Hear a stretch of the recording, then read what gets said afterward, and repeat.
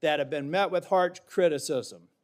Heck, I've even been censured by my entire state and 30 counties for taking tough positions. And I stand by those decisions today and my decision to support Kash Patel. When President Trump announced his intent to nominate Kash, I contacted Trey Gowdy and others who worked with Kash, and they gave me glowing recommendations.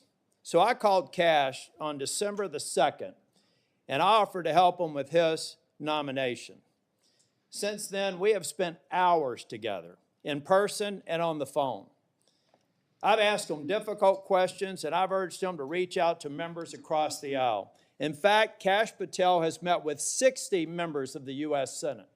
Every member except the last 3 who were sworn in, and the majority of the members on the other side of the dais in this committee and members off the committee. Chair Grassley, Ranking Member Durbin, friends and colleagues on the committee, I've completed my due diligence of Kash Patel, and I am honored to provide my strongest recommendation for his confirmation. Thank you, Mr. Chair. Thank you for that introduction. Before I swear you, I want to make clear that before you give your statement, if you want to introduce family and friends in the audience, you're welcome to do that. Would you please stand? Raise your hand. Do you swear or affirm that the testimony you're about to give to the committee will be the truth, the whole truth, and nothing but the truth, so help you God? I do, Mr. Chair. Okay. You may proceed. Chairman Grassley, Ranking Member Durbin, and members of the Judiciary Committee, thank you for the opportunity to appear today. I must start with a word of prayer for the tragic accident that befell our nation last night, where we lost civilians and service members. I pray for their families. I pray for law enforcement and military personnel, and I pray for their souls, and hopefully God will find them peace in the near future. I'd like to welcome my father, Pramod, and my mother, Anjana, who are sitting here today. They traveled here to get here from India. My sister's also here, Nisha. She also traversed the oceans just to be with me here today. It means the world that you guys are here. Jai Shri Krishna. I wouldn't be here today without their guidance, their unwavering support, and their relentless love. When President Trump informed me of his intention to nominate me as the director of the FBI, I was deeply honored. Sitting here today, I carry not only the dreams of my parents, but also the hopes of millions of Americans who stand for justice, fairness, and the rule of law. My commitment to these principles is deeply rooted in my family's history, which has profoundly shaped my worldview. My father fled Idi Amin's genocidal dictatorship in Uganda, where 300,000 men, women, and children were killed based on their ethnicity, just because they happen to look like me. My mother is originally from Tanzania. She studied in India, as did my dad, and they were married there. They would later emigrate to New York, as the senator pointed out, where I was born, and we were raised in a household of my father's 7 siblings, their spouses, and at least half a dozen children. That's the only way we knew how to do things at the time, in the 70s and 80s, the Indian way. But we would soon learn the American way. These values have shaped and been the driving force of my career in 16 years of government service. Protecting the rights of the Constitution is of the utmost importance to me and has been every single time I've taken that oath of office. The recent terrorist attacks in New Orleans tragically claimed the lives of 14 innocent Americans and serve as a stark reminder that our national security is at threat, both internally and externally. The FBI, the Federal Bureau of Investigation, and the Department of Justice, where I served, play a pivotal role in securing our freedoms and our safeties for American citizens. If confirmed as the next FBI director, I will remain focused on the FBI's core mission. That is to investigate fully wherever there is a constitutional factual basis to do so, and to never make a prosecutorial decision that is solely the providence of the Department of Justice and the Attorney General. For the first 8 years after law school, I served as a public defender, first for Miami-Dade County and later for the Southern District of Florida. During that time, I represented some pretty awful human beings charged with some pretty heinous crimes. But what I learned there was the core value that has been enshrined in me since, that due process must be provided without bias to all Americans. And if we cannot provide due process to the worst, then there can be no due process for anyone, and our constitutional republic fails. But I battled on that hill for that due process. I would later serve in the Obama Justice Department as a terrorism prosecutor in the National Security Division, where we successfully contributed to the prosecutions of terrorist organizations like Al-Qaeda, Al-Shabaab, and others. I was honored to receive the 2017 Assistant Attorney General's Award from Loretta Lynch for my work in helping the Ugandans bring members of Al-Shabaab to justice for murdering 74 innocent people, including an American. I would also receive the Human Intelligence Award from the intelligence community for related work on that mission. My experiences at the National Security Division and would later be followed by my experiences on the National Security Council as Senior Director for Counterterrorism, and later as the Deputy Director of National Intelligence, responsible for the production, creation, and promulgation of the Presidential Daily Briefing, our nation's most sensitive classified information and secrets to protect our country. My time in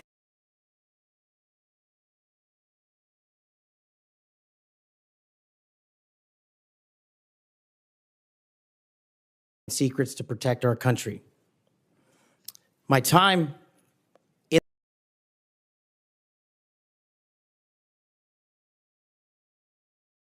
Nice.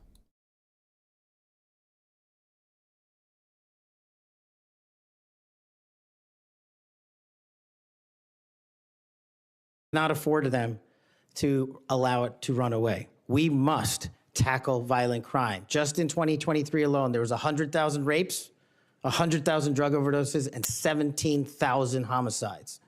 The priority of the FBI, if I'm confirmed, will be to ensure that our communities are protected and safeguarded and our children have parks to play in and not needles to walk over. The way we do this, we let good cops be cops. We let law enforcement, and we provide them with the tools necessary and resources they need to get after violent crime. The second way we do this on equal track is aggressive constitutional oversight from Congress.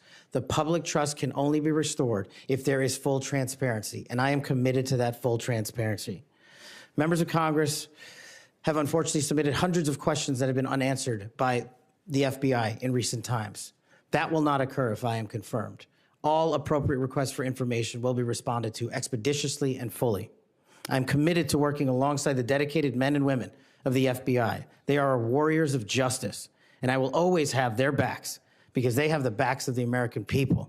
I look forward to answering your questions, and I want to take a moment to thank my family, my friends, people who traveled here, and my entire team that has made this day possible. God bless America, and I look forward to your questions.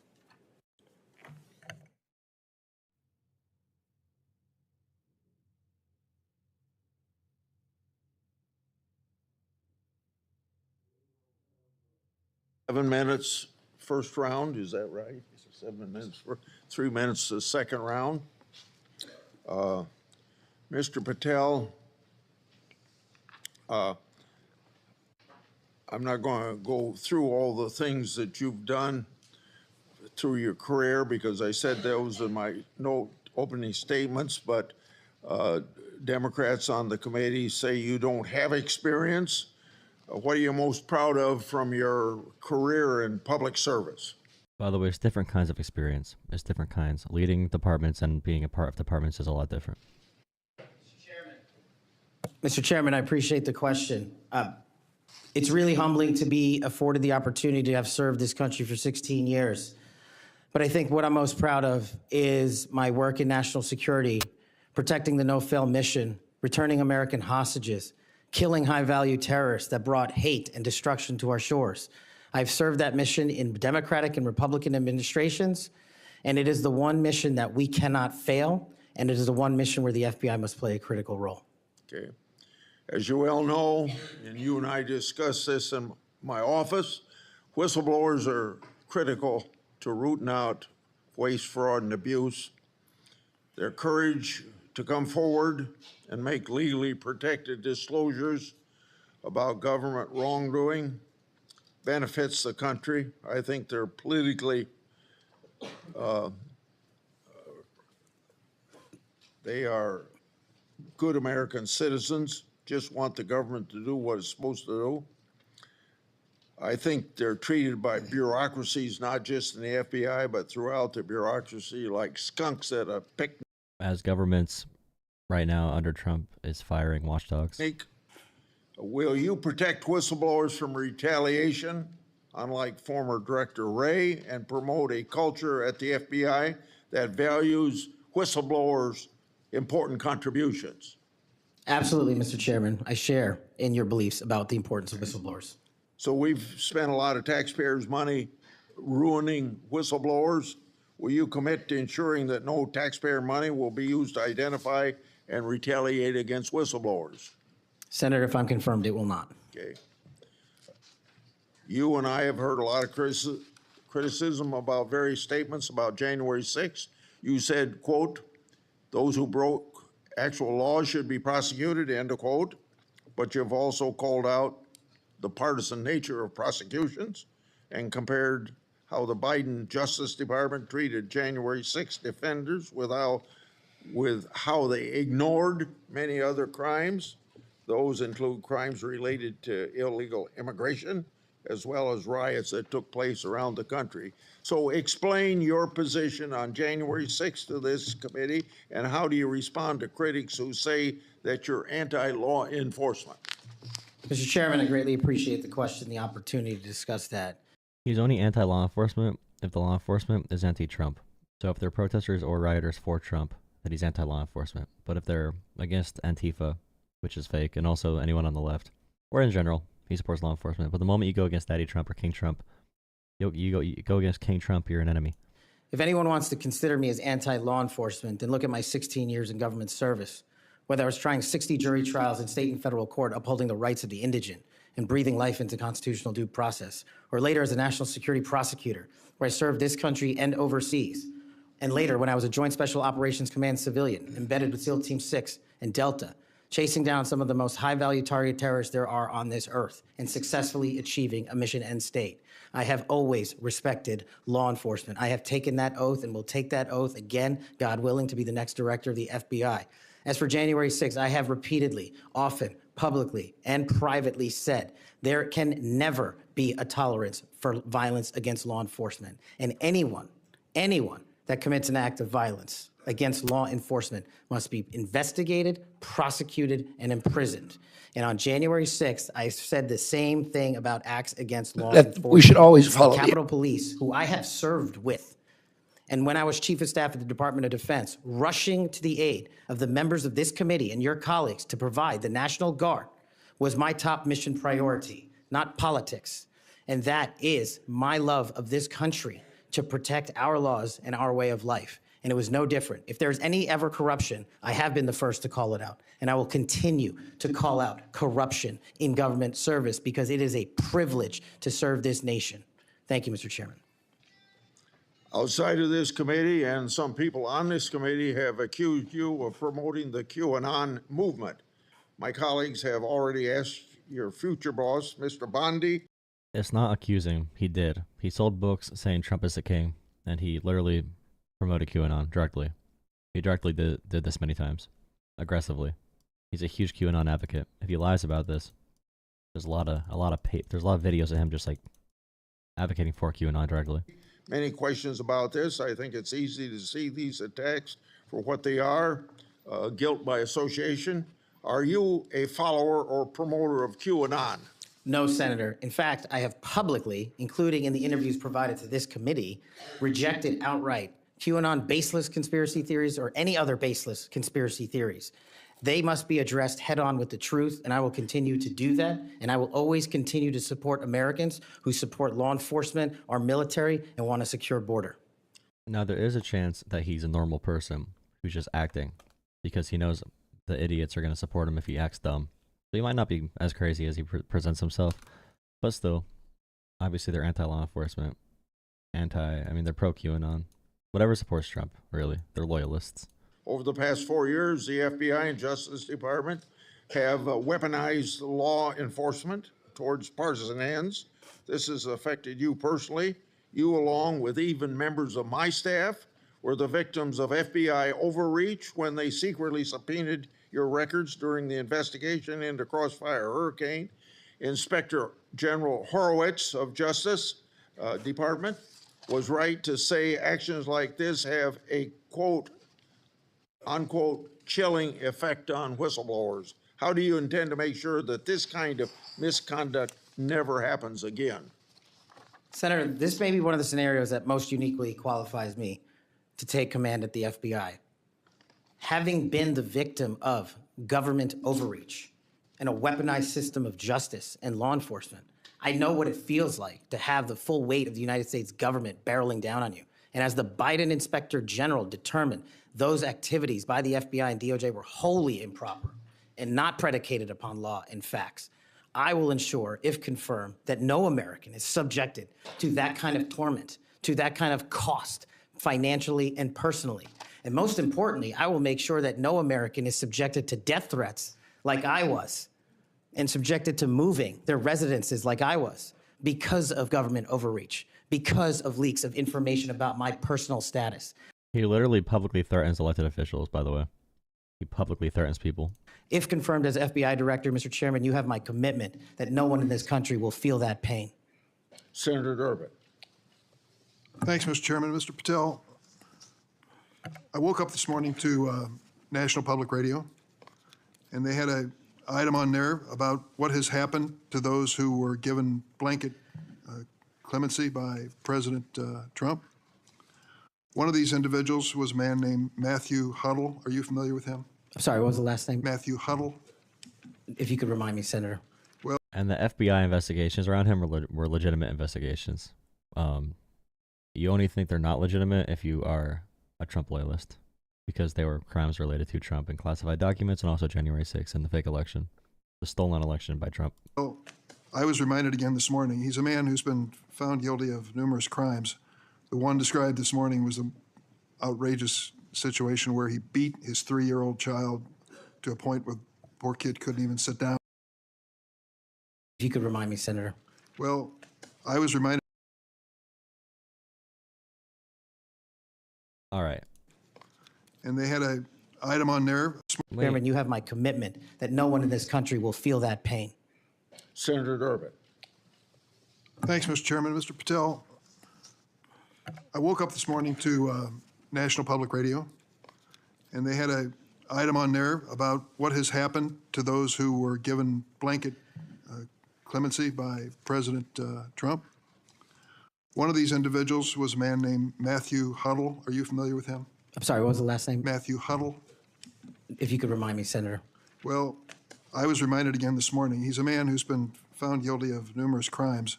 The one described this morning was an outrageous situation where he beat his 3-year-old child to a point where the poor kid couldn't even sit down for a week. Mr. Huddle was one of the demonstrators who came to the Capitol on January 6th. He was incarcerated and charged with, and pled guilty to crimes that he had committed. Donald Trump letting criminals back into our neighborhoods because they support him. Letting more violent criminals into our neighborhoods that are beating their own 3-year-old children. Meanwhile, against police officers. After he was released by President Trump, he returned to his home state of Indiana. A few days later, he was stopped on the road, pulled a gun on a policeman. The policeman, sheriff's deputy, turned, shot, and killed him. And putting that weight on our law enforcement by releasing criminals for political reasons. Violent criminals into the streets. Donald Trump releasing violent criminals. Crazy. This is not the only instance of a person who received President Trump's clemency committing another crime. Yeah, we also had a couple child predators that Trump pardoned. Peter Schwartz was mentioned this morning on the radio. 38 criminal convictions, 38. He'd been sentenced to 14 years in prison. He was released because of the president's unconditional clemency, which was given to him as well. So I guess my question is this. Was President Donald Trump wrong to give blanket clemency to the January 6th defendants? Remember, you cannot step against the king. You cannot say Trump did one thing wrong. He is king. Kash Patel wrote a book calling Trump king. He is a Trump sexual. He said, Trump is my king. I love Trump. Trump is never wrong. So he's not going to say Trump's wrong about anything. He's going to avoid the question. If I had to guess, he's going to avoid it. Thank you, Ranking Member. A couple of things on that. One, the power of the presidential pardon is just that, the president. Okay, so he's the president. Therefore, he gets to pardon child predators and violent criminals. Okay, so it's okay. All right. So he avoids the question there. Alignment, I concede he has the authority. I'm asking, was he wrong to do it? And as He is allowed to do a pardon. Yeah, we know that, Kash. We know. Everyone knows that. Okay? We know that. We know he's allowed to do it. we discussed in our private meetings, We're saying, is it bad? I have Is he going to say political persecution, maybe? always rejected any violence against law enforcement, and I have, including in that group, specifically addressed any violence against law enforcement on January 6th, and I do not agree with the commutation of any sentence of any individual who committed violence against law enforcement. Oh, wow. That's impressive. That's impressive, bro. I'm not going to lie. I'm not going to lie, bro. That's the first nominee I've heard say one thing at all that even somewhat contradicts Trump in any way. That's crazy. But he does want to get confirmed, and saying that really increases his chances. That's all that really matters for them, is him getting into that spot. He's in a job interview. You know, he can lie about things. But still, I'm surprised he actually said that. So do you Which is like the lowest bar. The bar's in hell. think that America is safer because the 1,600 people have been given an opportunity to come out of serving their sentences and live in our communities again? Senator, I have not looked at all 1,600 individual cases. Okay, avoiding that question. He's still avoiding going right at Trump, by the way. He's still avoiding the question. I have always advocated for imprisoning those that cause harm to our law enforcement and civilian communities. Is he going to say Trump made a mistake, though? Because even when people call into my show, they can't say Trump made a mistake. Just say, yeah, he was wrong about that. Just say it. Like, it's easy. You're a grown man. You don't got to be a little baby beta and follow your alpha daddy. Just say you disagree. It's okay to disagree with people. You can disagree. Have different opinions. Don't be a little beta. I also believe America is not safer because President Biden's commutation of a man who murdered 2 FBI agents, Agent Kohler's and Williams' family, Biden. deserve better What than aboutism? to have the man that What point about blank Biden, bro? range fired a shotgun into their heads and murdered them, released from prison. So it goes both ways. Leonard Pelletier was in prison for 45 years. He's 80 years old, and he was sentenced to home confinement. So he's not. Meanwhile, the guy that beat his 3-year-old kid is out and already got into an altercation with the police and was shot and killed. Days later. Wow, comparing it to an 80-year-old. Good job, Durbin, having the facts ready. Good job, Durbin, bro. In prison for 45. Better than to have the man that point blank range fired a shotgun into their heads and murdered them, released from prison. So it goes both ways. Leonard Pelletier was in prison for 45 years. He's 80 years old, and he was sentenced to home confinement. So he's not free, as you might have just 85 at home suggested. confinement. Yeah, he's FBI dead, agents. basically. That's That's true, he unacceptable. did, and he went to We're prison. talking about making America less safe. That guy's not making America less safe. He's 85 years old in confinement to his home. He can't move.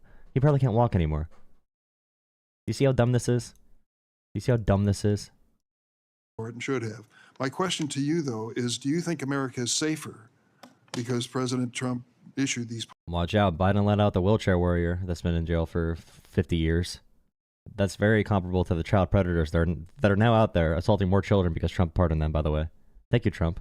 Making our streets safer and our kids safer. Now our kids can be beaten and assaulted by January 6 people. Because Trump wanted to pardon them for politics. Pardons to 1,600 of these criminal defendants, many of whom violently assaulted our police in the Capitol. Senator, America will be safe when we don't have 200,000 drug overdoses in 2 years. America will be safe when we you're don't not have gonna 50,000 Bring up the border, bring up the homicides in a border. So day. you just won't answer Avoid the question. Little beta, little baby beta can't answer a question. the question. I I'm am gonna say, here. I should probably be quiet though. I don't want to be on the list. I'm gonna get on the list, bro. I'm gonna be on the Kash kill list. I don't think we're safer. Great. Matthew Huddle was sent back to Indiana. I don't think we're I safer. don't know. Okay, I don't know why it's so hard for Kash Patel to say, yeah, it's not good to release child predators and child assaulters, child abusers. Why can't Kash Patel? Is it really that like hard of an opinion to give? I'm against child abuse. Just say you're against child abuse. You know, not like what about Biden? What about the 90-year-olds Biden released? Like, it's not that hard of a position. You're against child abuse. Trump should not pardon the child predators and child abusers and cop beaters as well. With Peter Schwartz, I could go through a long list of individuals, some of who were wanted in states, members of this committee. Let me move to another topic if I can. Tell me about your J6 choir. What is that? Well, it's not my choir. It's simply a recording that was utilized to raise funds for families in need of nonviolent offenders. Who sings on this recording? I don't know, Senator. What did you have to do with it? Simply to raise funds to assist families of nonviolent offenders whose kids Bro. needed college education payments and whose rent needed being paid. My understanding is that the performers on this J6 choir were the rioters who are in prison. I'm not aware of that, sir. I didn't have He's such a Trump sexual. And yeah, they were rioters, by the way. anything to do with the recording. You weren't aware of who made the With recording? the recording. No, Senator. That's interesting. Did you receive any money for selling copies of that music or that recording? Absolutely not. Okay. You do have about a the Trump is the foundation, King though, book? do you not? I'm very proud of the Kash Foundation and the $1.3 million we've given to families in need across this country, including active duty service members, police officers, putting kids in college and helping people in disaster relief areas rebuild their homes and their communities. Well, he's media trained. 1&0 LLC, are you familiar with that? He's got Sorry, a podcast. 1&0 LLC. I believe, Senator, you're referring to the LLC that one of the individuals has his private business with. Is it part of the Cash Foundation in any way? Only in that one of the members of the board has that LLC for his outside business. Andrew Allis? I believe that's his name, yes. Yes. Do you know how much was paid to him from your charitable work? Yes, like any other charity, we had to go out and fundraise, something I'm sure every member of this committee is familiar with. And we use digital marketing campaigns, and I believe we paid a digital marketing company through 1&0. Bro, I haven't really heard Durbin before. Durbin's going off. I'm not going to lie. I got to listen to more Durbin. $250,000 to raise $500,000, which we gave away to families in need, like when hurricanes struck Florida, Texas, and North Carolina. We will be going through the details of your foundation and the expenditures with the questions for record that the chairman has mentioned. I look forward to it. You'll have a chance to answer those under oath. Mr. Patel, you've frequently associated with and sometimes praised extremist figures with well-documented histories of racism, anti-Semitism, conspiracies, and the like. In September of 2023, you appeared with Laura Loomer at an event promoting your book, this one here. You shared a photo of yourself. Shout out and to Laura Loomer, in which bro. You held her book and she held yours. Just a few months before this event, so cute. Ms. Loomer posted on X that the September 11 terrorist attacks were, quote, an inside job. Around that time, she accused Florida's First Lady, Casey DeSantis, of exaggerating her cancer diagnosis to gain voter sympathy. A number of my Republican colleagues on this committee have criticized Ms. Loomer's extremism. One of my colleagues described her as a, quote, crazy conspiracy theorist who regularly utters disgusting garbage. Another called her really toxic. Given all this, why did you associate with Ms. Loomer? Senator, as you can see, I took a photograph with an individual who showed up at a book event. I don't believe I'm guilty by association.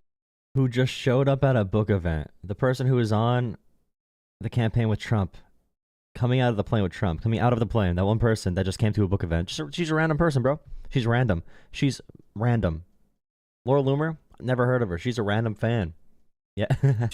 And I certainly don't believe that an individual who is the first minority to serve as the Deputy Director of National Intelligence for this country is a racist in any. Oh my God, bro. Using the identity politics is insane right now. Using the identity politics is crazy, bro.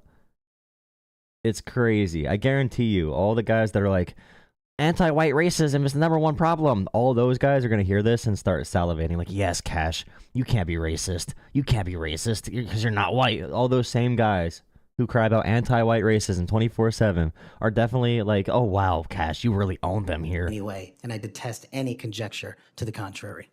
You familiar with the How dare you question my actual statements? Do you not see my skin color? I can be absolved of all responsibility for my actions. It doesn't matter that I've called to murder my political opponents with a kill list. That doesn't matter. Look at my skin color. Look at my identity, bro. If a liberal said that, bro, if a liberal said that while testifying, while doing like a hearing or whatever, bro, they'd be roasted, flamed everywhere. Stu Peters? Does that name ring a bell? I'm sorry, what? Are you familiar with Mr. Stu Peters? Like Stu, like Not off the top of my head. He made 8 separate appearances on his podcast. He promoted outrageous Stewie from Family conspiracy Guy? theories and worked with a prominent neo-Nazi. They're more Ted Nugent. It goes on. no, Kash Patel is friends with neo-Nazis, okay? He loves neo-Nazis. He only talks to exclusively neo-Nazis. He hangs out with only neo-Nazis. And you know, his family's from a country that is is very far right, by the way. And very racist. But identity, bro. List goes on. I'm just asking, when it comes to your association with individuals, why are so many of them in this category? My association, as you loosely define it, is Yeah, true. The morning where they're blaming the plane crash on DEI hires. DEI hires, bro. by appearing in media over 1,000 times to take on people who are putting on conspiratorial theories and to Wait. Is he saying he's taking on people that were spreading conspiracies? He is the conspiracy. What? my association, as you loosely define it, is by appearing in media over 1,000 times to take on people who are putting on conspiratorial theories and to devour them of their false impression. Kash Patel literally said to the same people, I will clean out the FBI and make it a museum because he said that their conspiracies were correct. He didn't disavow the conspiracies. He put more fuel on the fire. He said, you are right about these conspiracies, and I'm gonna show you the truth. He did the opposite. It's crazy how they can lie so easily, bro. They are, dude, they just love to lie. It's crazy. And to talk to them about the truth. That is something that I will always continue to fight for, Senator. Senator Graham. Thank you. We'll eventually talk about the FBI. That's the job you're up here for, right? Have you ever been... Yeah, his association to neo-Nazi white supremacist groups and also just in general radical groups, his connection to pardoning, you know, Trump's pardoning of January 6th criminals who beat up cops to the point of permanent brain damage, losing eyeballs, losing fingers, abusing children, child predators being released, him having a January 6th choir, him having a book calling Trump God, God Emperor, and King, him having multiple foundations that profit off of QAnon. That doesn't matter at all when you're leading the FBI. Having a kill list for your political opponents means nothing when you're, you know, when you want to chair FBI. Yeah, Lindsey Graham. 100%, bro. Subject to racism as an individual? Unfortunately, Senator, yes. I don't want to get into those details with my family here. Let's get into a few of them. Tell me about it. Well, if you look at the record from January 6th, where I testified before that committee, because of my personal information being released by Congress, I was subjected to a direct and significant threat on my life. And I put that information in the record. I had to move. In that threat, Go ahead. I was called a detestable, and I apologize if I don't get it all right, but it's in the record, a detestable sand nigger who had no right being in this country. You should go back to where you came from. You belong with your terrorist home, friend. There's a 99% chance that came from Laura Loomer. There's like a 99% chance that came from Laura Loomer. That's this type of stuff. Like, the friends Kash Patel has say these things, by the way. I want to know who said this, okay? I want to know who said this. That's what was sent to me.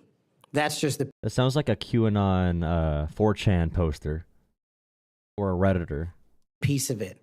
But that's nothing or like a resident of Springfield, Ohio. compared to what the men and women in law enforcement. Remember when what's her name?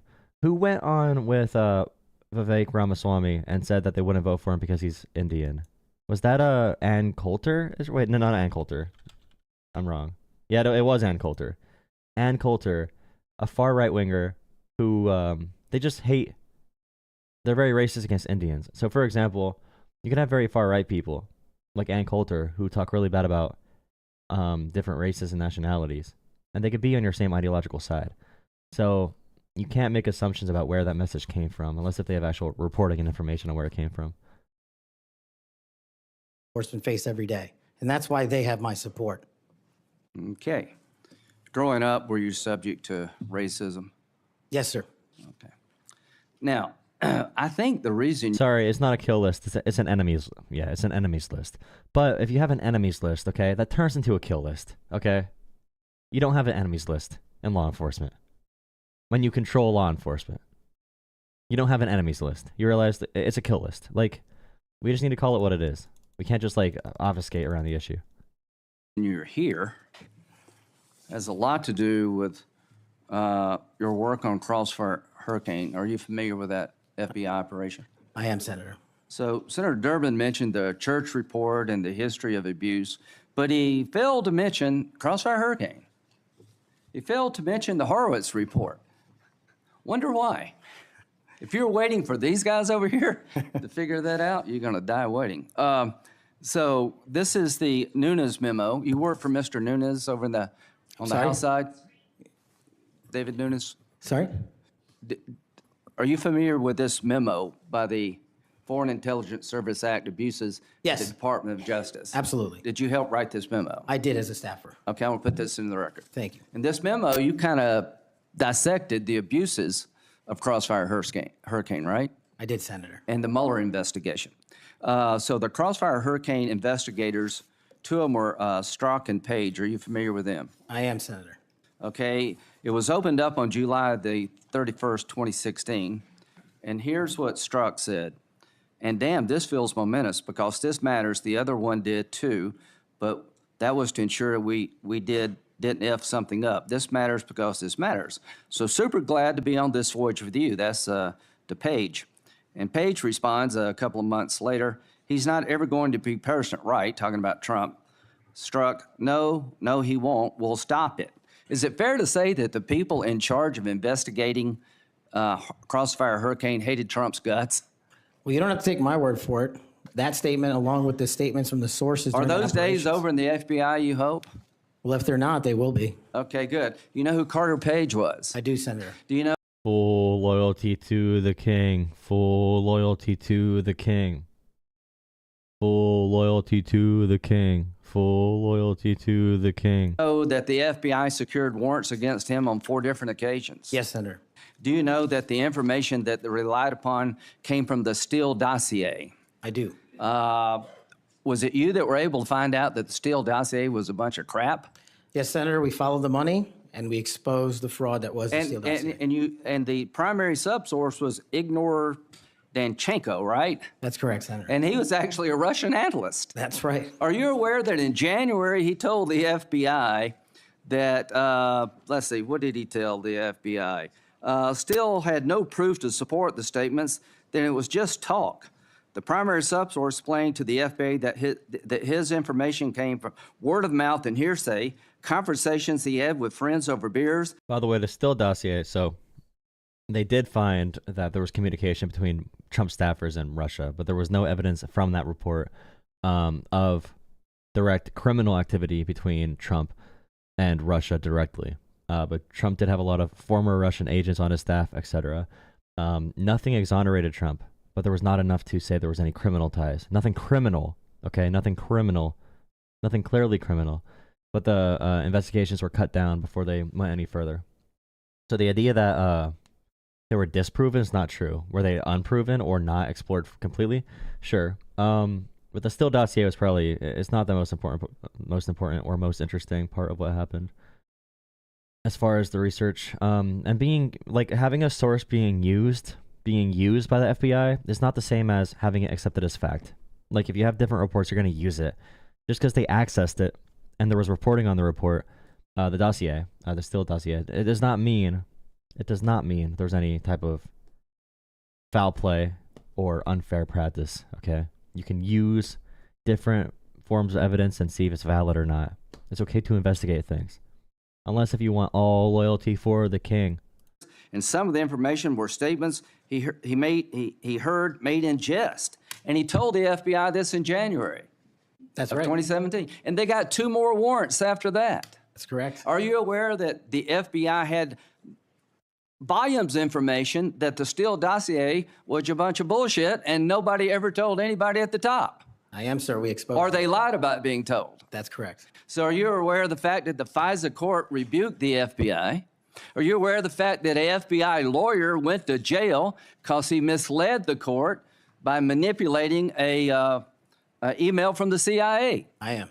Do you believe that Crossfire Hurricane was one of the most disgusting episodes in FBI history of a corrupt investigation led by corrupt people who wanted to take Donald Trump down? Yes, sir. You think that's why you're in this chair today, to fix that? I think that's a big part of the Without reason. Crossfire Hurricane, this guy wouldn't By the way, the foul play here was not on the information. It was on the methods of obtaining emails. be here. And my friends on the other side, like pulling teeth. The Horowitz investigation, the And also obtaining warrants in general. But it was not like, yeah, that says nothing about the information. the Inspector General label this. The FBI lawyer got probation, too. Was there a time when there were nominees for these different departments and they all just were asking questions about them? Because all the Republicans just like, in all of these hearings, they just do a fluff job. Like they're just trying to make the person look good. Fraudulent at its core, mismanaged at its core, running stop signs. At every turn, they went forward when they should. By the way, make sure you drop a like on the stream. Everyone hit a like. I know no one likes me in chat, but I have 19 likes. We have 500 viewers. Drop a like on the stream. Hit subscribe. My usual content is doing call-in shows at night. So if you want to call into my show tonight at 10 p.m. Eastern time, all right? Even if you're in the middle, the right, left, whatever political ideology, join me tonight, 10 p.m. Eastern time. You can call into my show on Discord or with a phone number. Okay, 10 p.m. Eastern time tonight. Make sure you subscribe so you can join, even if you're a hate watcher or if you like it, okay? That's my normal content. Those are fun shows. 10 p.m. Eastern time tonight. Drop a like and subscribe. Should have stopped. The Durham report said it was obviously politically motivated. FBI agents were telling anybody and everybody that would listen, this is not reliable, this is not trustworthy, but they plowed on. And because of you and Trey Gowdy and others, we now know about this. Everybody who signed the warrant under questioning by me said if they knew then what they know now, they wouldn't have signed the warrant.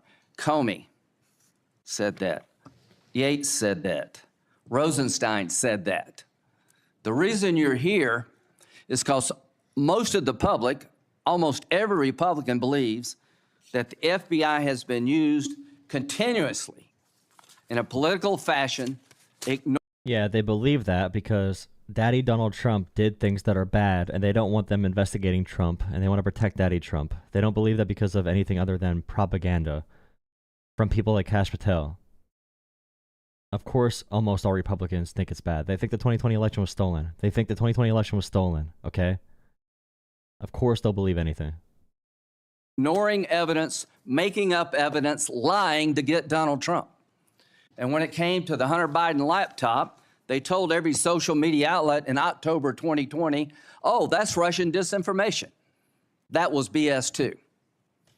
Right before the election, the FBI intervened to shut reporting on the Hunter laptop. They did not do this, by the way. Hunter Biden laptop story was down for a day on Twitter. Down as being Russian misinformation, according to Zuckerberg. Do you promise all According of to us Zuckerberg. those days are over at the FBI? Yes, Senator, they are. Are you proud of what you did to find all that? Absolutely. Do you think that's why you're here today, is to make sure that never happens again? The Oh my God, it American sounds like a people dad deserve talking just to a that. kid. Thank you. Senator Whitehouse. Thanks, Chairman. Welcome, Mr. Patel. I remember January 6th. Colleagues running through our halls to flee the mob. Colleagues shouting that rioters should be shot. The FBI never mentioned Hunter Biden laptop to anyone, including social media companies. Never. The FBI never said anything to social media companies about the Hunter Biden laptop. That never happened. What happened was the social media companies had stories about this and were asking the FBI to authenticate them, and the FBI would not reveal classified information. Us returning to our constitutional business through hallways cleared for us by automatic weapons carrying SWAT teams. None of you, none of us, said those violent rioters should be pardoned. A Republican colleague said such pardons would be hard to believe, even absurd. Your former colleague J.D. Vance said the violent rioters should not be pardoned. Even Jim Jordan said pardons would and I quote, focus on all the people who didn't commit any violence. Well, Trump pardoned all of them. And there's a lesson in that. Every time you think Trump would never go that far, rethink that. We all seem to agree that violence against police is unacceptable, yet more than 600 people who physically attacked Capitol Police officers were just put back on the street, part of a 1,500-person personal Trump army, now out there with people who have proven themselves willing to do violence on Trump's call. In only 10 days, some are already back committing crimes. We've also tried as a committee, together, to address the dangers of illicit drug sales over the internet, and I assume we're all against murder for hire. But Trump also just pardoned a dark web operator sentenced to life in prison for trafficking illegal drugs online and accused of soliciting murders for hire. Those pardons, as Mr. Patel has said, are a mistake, but they are also a signal. So the FBI's their failure was to alert social media companies that the Biden laptop was real, not mere Russian disinformation. But the messaging on Russian disinformation came from a totally different report, talking about, for example, when the fake whistleblower that's been federally convicted, when the fake whistleblower said that Biden was working with Burisma, the Burisma stuff, the money from Burisma. I thought, dude. That we are entering a strange and dangerous time. That is the context for today's hearing. Warnings that the FBI could become Trump's enforcer, use the powers of law enforcement to stifle speech and dissent, punish political rivals of either party, and hand out free passes, get out of jail free cards to violent supporters are warnings we should heed. Here are some warnings of this nominee's Trump administration colleagues. Former Attorney General Bill Barr said, this nominee has virtually no experience that would qualify him to serve at the highest level of the world's preeminent law enforcement agency, end quote, and we would never be able to command the respect necessary to run the day-to-day operations of the Bureau. That's for the deputy position. Former CIA Director Gina Haspel was reported threatening to resign rather than have this nominee serve under her. John Bolton, Trump's former national security advisor, said, I didn't think he was qualified. I was forced to hire him. Trump's deputy national security advisor, the nominee's former supervisor, said, his ideas are ludicrous. He's absolutely unqualified for this job. He's untrustworthy. And it's an absolute disgrace to even consider an individual of this nature. That's from Republican appointees who worked with him. And here's what this nominee himself has said. Nah, bro, those were corrupt Democrats. That's why they said that. They were not Republicans. Those are rhinos, bro. Were they loyalists to Trump? Did they support all hail Trump? I don't think so. Therefore, they were communists. About using his office to prosecute journalists. We will go out and find the conspirators, not just in government, but in the media. And we will make up crimes. He said we're going to make up crimes. We have an enemies list. We're going to make up crimes to go after them. The leader of the FBI. We're going to come after you, whether it's criminally or civilly. Is that a correct quotation, Mr. Patel? Senator, that's a partial quotation. But it's correct. That's a partial quotation. In part. Regarding his publication of his enemies list, Mr. Patel proclaimed, the manhunt starts tomorrow, and reposted a video depicting him taking a chainsaw to his political enemies. If you don't see how this can lead to violence eventually, as you keep going down this road, you're being dishonest with yourself, and you have never read a history book. Is that you, Kash Patel, reposting that at the top of that page? Senator, I had nothing to do with the creation of that Is that you reposting? Bro, the lack of personal responsibility. Can you own anything, bro? Cancel culture's gone. Take your mask off, bro. Take your mask off. Posting it was my question. And that's me at the top. You said he sounds like a kid. I did not make the post. Is that you that put the post up and shared it? That's me at the top of the page. It's like they go from like articulate human beings, adults, to like 5-year-olds. The moment they're questioned about anything. Said FBI agents were responsible for the violence on January 6th, and I quote you here, beyond a reasonable doubt. Is that what you said? That's completely incorrect, and I appreciate the opportunity to address that. I'll give you an opportunity in writing, but this is my time now. Have at it. An Inspector Attorney General investigation found that that was false. And you said we should impeach judges who rule against Donald Trump, who are, in your words, political terrorists. Yeah, because Kash Patel made a book about Trump being king, bro. He made the most Trump-sexual book of all time. When this nominee tries to explain all this away, keep one thing in mind.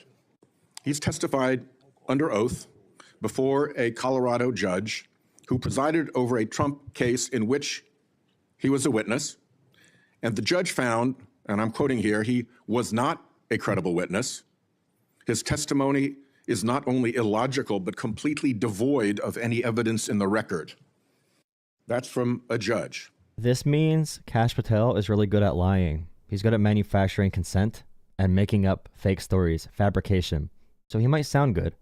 He might be good on podcasts, but he is, and maybe he served well in law enforcement. You could be a good officer, sure, but he's a liar. You can also be a liar who should not be guiding the FBI, who should not be a leader of any organization. He's a liar. He's a really good liar. They are all really effective liars. Watch this and how he chooses his words so carefully during this entire hearing.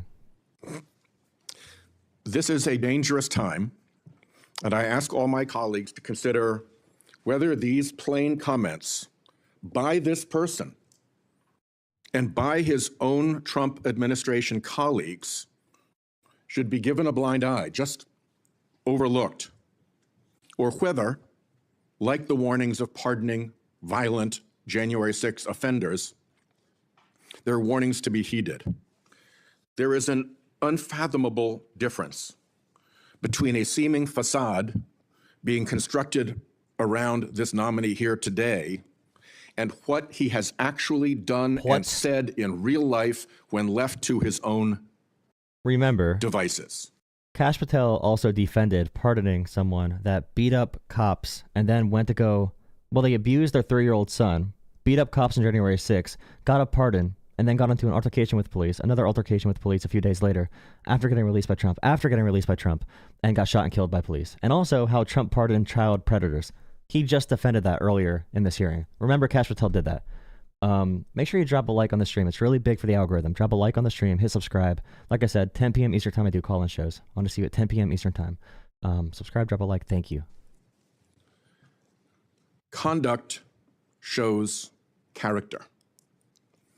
And if you look at history, you see the danger of security chiefs in authoritarian regimes becoming the tools of political power. The characteristics that they often show are that they are vengeful, that they are grandiose, that they are intemperate, that they are partisan and blindly loyal, and that they are servile and won't say no. Yep, and every Trump nominee so far refused to say they'd put the Constitution over Trump. All of them swore allegiance to Trump above the American flag. They are loyalists. Kash Patel wrote a book about Trump being king. He believes in QAnon. He made an enemies list of his political enemies, also known as a kill list, if you want to be honest. Because that's what that turns into. That's what that turns into. That's what that always becomes. I'm afraid that the history of this nominee's conduct raises those warnings. And this is the kind of thing, okay? This is the kind of thing where you're right historically. So no matter what, time will prove White House correct. And this cycle has repeated in history many times. Time will tell the truth, the real truth, not the truth social. But usually when you find out the truth and you learn your lesson, it's too late and bad things have happened. And we hoped in modern society we'd avoid that. You know, we'd avoid these issues from reoccurring. You learn history, so history does not repeat itself. But we are forgetting. We are forgetting completely. Or we just don't care. For those of us who don't forget, a lot of us just don't care, apparently. They want to go back to it. Yield my 1 second back. Before Senator Cornyn, you said you'd like to explain something. I forget the point he made. You can do that now if you want to. Simply this, Senator. In the collective, all of those statements are taken out of grotesque context. And anyone that Oh my God, bro. The 60-second TikTok brains are not going to go make sure they validate any of this, bro. It's crazy. He can just say, I never said that. That's not what I meant. Use all the fancy language to skirt around the issue. my 16 years of service is an exemplary on how I would proceed if confirmed as FBI, is intentionally putting false information into the public ether and creating more public discourse. False information, okay? False information means things I have said and things I have done, by the way. How dare you quote me? How dare you quote me, bro? The only thing that will matter if I'm confirmed as a director of the FBI is a de-weaponized, depoliticized system of law enforcement completely devoted to rigorous obedience of the Constitution. Okay, wait. Okay, we need a... matter if I'm confirmed as a director of the FBI is intentionally putting false information into the public ether and creating more public discourse. The only thing that will matter if I'm confirmed as a director of the FBI is a de-weaponized, depoliticized system of law enforcement. Okay, the same guy who has a enemy list, all right, and who has said he's going after the media, whether it's criminally or civilly. He will be targeting them. He will be targeting them, even if they did no crime. He's going to find a way to target Trump's enemies. He wrote a book about Trump being king, a children's book about Trump being king. He believes in QAnon, unironically believes in QAnon. He is insane. He believes all this crazy stuff. And also, he's a liar. He's a very good liar. He's lying about literal quotes that he said being presented to him, saying this is untrue. The quotes of me talking are untrue, he's saying. Fabricating this reality, this fake reality. That's a reality TV show that the Trumpists, the Trump loyalists, the Trump sexuals survive in. It's amazing how you could be like, I don't want politics in this. But by them saying no politics, they mean like no guardrails, essentially. That's what politics is to them. Because they don't want, they don't want to protect any politician, bro. They want to go after him. Because they want violence and fear and destruction. Mayhem. Completely devoted to rigorous obedience of the Constitution and a singular standard of justice. Remember when the FBI said Hunter Biden's laptop was fake? That never happened. The FBI never said Hunter Biden's laptop was fake. They never did that. That was not real. And I just learned that today because I never looked into it because all you guys seem so confident. I never looked into it. Call on Senator Cornyn. I'd like to say that we've heard about the January 6th pardons. I think it's important that we remind people at the same time of some pardons by the previous administration. Thomas Sanders, a kidnapper who murdered a 12-year-old girl named Lexus and her mother, Swellen Roberts. Adrian Peeler, a Connecticut drug kingpin who was convicted in the death of an 8-year-old boy and his mother. Leonard Peltier, that's already been referred to, that murdered 2 FBI agents. And even Director Wray, at that time, former Director Wray, said that shouldn't have happened. And Judge Michael Conahan, who took kickbacks for wrongly sending juveniles for profit detention centers, and Alex Saab, who laundered illicit proceeds for narcotics terrorist Nicolas Maduro, and was a key connection between Venezuela and Iran, and 5 family members of his own family. President Biden did that. Senator. Welcome, Mr. Donald Trump pardoned Blackwater war criminals who gunned down civilians, serving life in prison. War criminals. He pardoned Charles Kushner, Jared Kushner's father, Charles Kushner, who commit felony federal offenses for money laundering and financial charges. And he tried to hide those charges by committing a sex crime, by recording his brother, setting him up with a sex worker, trying to use that as a way to blackmail his family so they wouldn't testify against him in court. Jared Kushner's dad, Charles, was pardoned by Trump and made ambassador to France. Donald Trump pardoned multiple men on January 6th who beat up cops with the American flagpole, all right, with lead pipes, cops losing eyes, fingers. And these men that he pardoned were child predators. And one of them abused his 3-year-old child almost to death. Was arrested for January 6th, let out. All right. And instantly, a few days later, got killed in confrontation with law enforcement. Donald Trump releasing violent criminals into the streets as long as they're on his team. Don't forget that. Mr. Patel, do you believe America is an exceptional nation? It's the greatest nation. Oh my God, bro. I hate the glazing. The glazing is so sad. It's so, oh my God. Your family went through a lot to get here, They sure did. and your life story is, I think, a great example of people pursuing the American dream. Do you believe a large part of what makes America an exceptional nation is the rule of law? I love people. Oh yeah. The rule of law. The rule of law is a political thing, though. It's political. They don't care about the law because the rule of law is just like going by the law. Like, they don't care about going by the law. They don't care. On immigration, they don't care. On the federal systems, they don't care. On FBI, they don't care. They don't care about the law. The rule of law to them is just like a dog whistle at this point. By the way, people saying Trump is rent-free in your head, my guy. Trump is rent-free in my head. He's the president of the most powerful country in the world. The government is rent-free in your bedroom. The government is rent-free in your home. The government is rent-free in your bank account, okay? That's why I care. Obviously. It is one of the fundamental precepts that determines that. And why is that? Because without a singular application of a rule of law, we go back to the Uganda that my father fled in Idi Amin. Bro, Kash Patel, you're literally advocating for a legal system that's like public military tribunals. Unless if you're, I mean, maybe Kash Patel is cosplaying. He might be cosplaying. He might be another member of the elite, okay, who is just playing this. Like, they're all actors, so they might be playing roles because their ultimate goal is to get power. They want to get power in the government. So Kash Patel may not be crazy. He might just be a grifter. That's possible. That's possible because I guarantee you RFK is not actually anti-vax. RFK is a smart guy.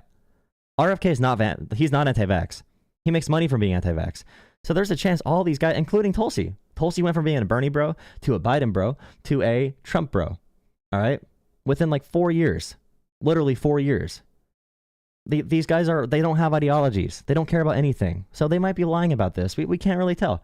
They might just be here to make money for the rich. And I mean, that's still just as dangerous because they'll go after political opponents and stuff. But I mean, who knows? Who knows what they're being truthful about? I don't know. You know? I mean, they're willing to lie about like basic quotes that they've said. So who knows? I believe that the two most important institutions in America to preserve and protect and enforce the rule of law are the FBI and the Department of Justice. And the sort of politicalization that Senator Graham and others have already talked about during the Crossfire Hurricane investigation or project of James Comey at the FBI and the abuse of intelligence tools like Title I of Section 702 are a betrayal of American values and adherence to the rule of law. And I think your biggest task is going to be, along with Pam Bondi at the Office of the Attorney General, is to restore. Pam Bondi is one of the, in terms of legal professionals, Pam Bondi has received more corporate money than I think anyone in American history. She's one of the most corrupt people to ever live. If you look up Pam Bondi's record, she's fully corrupt. But she loves Daddy Trump, so we like him. We like her. The rule of law to the Department of Justice and the FBI. Are you willing to do that? Absolutely, Senator. Without regard to partisan affiliation or politics? Absolutely.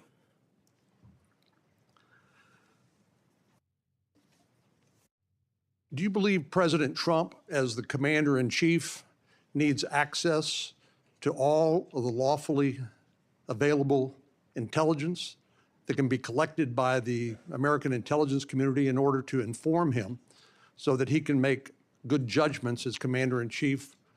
I don't know. What kind of question is this? Are they going to expand the Patriot Act even more? Because I know Trump expanded it. Did Biden expand it? I'm pretty sure Bush had the Patriot Act. Obama expanded it, right? Trump expanded it, I assume. Did Biden expand the Patriot Act? I have to look this up. I'm kind of curious. to assure the safety and security of the American people? Having been responsible for the collection and predication and promulgation of that intelligence, I firmly believe he and every president must have it. And so you would not support any impractical or perhaps immaterial or unworkable ways to inhibit the flow of that information to President Trump? No, I would not. So let me just ask you. So Biden reauthorized FISA. Trump reauthorized FISA, I think. Or not reauthorized. Obama extended. Trump, they almost extended it. They still re-upped on it.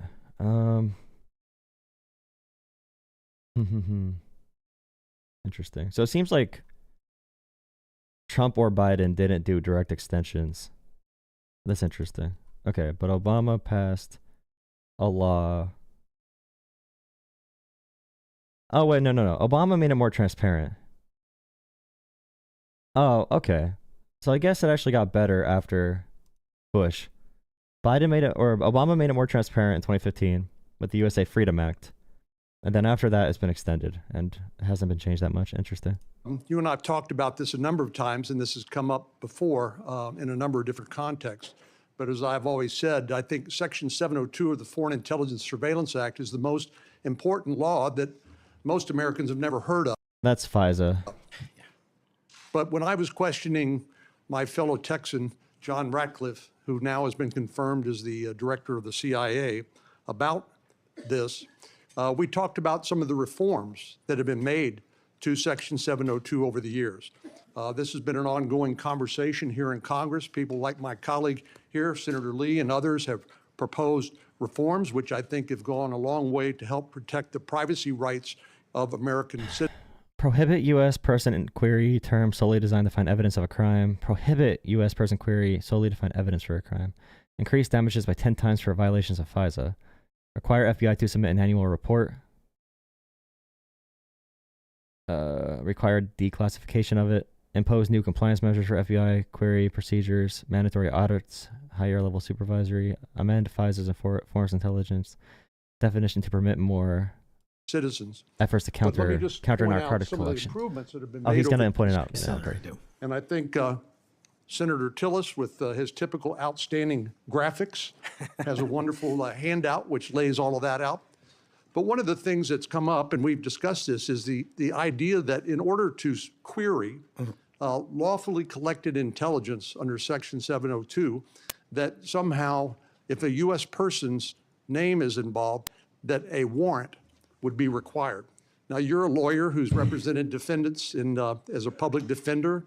You understand that what probable cause is required, what sort of evidence is required to be produced to a judge in order to get a warrant. Do you believe a warrant requirement is a practical and workable or even a necessary element of 702? If I may just give some context on that, Senator. Having a background not only utilizing FISA and 702 as a national security prosecutor, but as a civilian at JSOC and later as an intelligence official and the Deputy Director of National Intelligence, 702 collection formulates over 45% of the presidential daily briefing that you referred to earlier. I actually have heard it's as high as 60%, but anyway, it's a lot. It's a lot. And the issue for me is not with FISA and 702. The issue has been those that have been in government service and abused it in the past. And so we must work with Congress to provide the protections necessary for American citizens. Dealing with these matters, including hostage rescue operations in real time, which we use FISA collection to find and save American hostages, having a warrant requirement to go through that information in real time is just not comportive with the requirement to protect American citizenry. I'm all open to working with Congress on finding a better way forward, but right now, these improvements that you've made go a long way. Well, and Director Ratcliffe said that he did not believe that, given the context of 702 collection, whether a foreign target communicates. All right.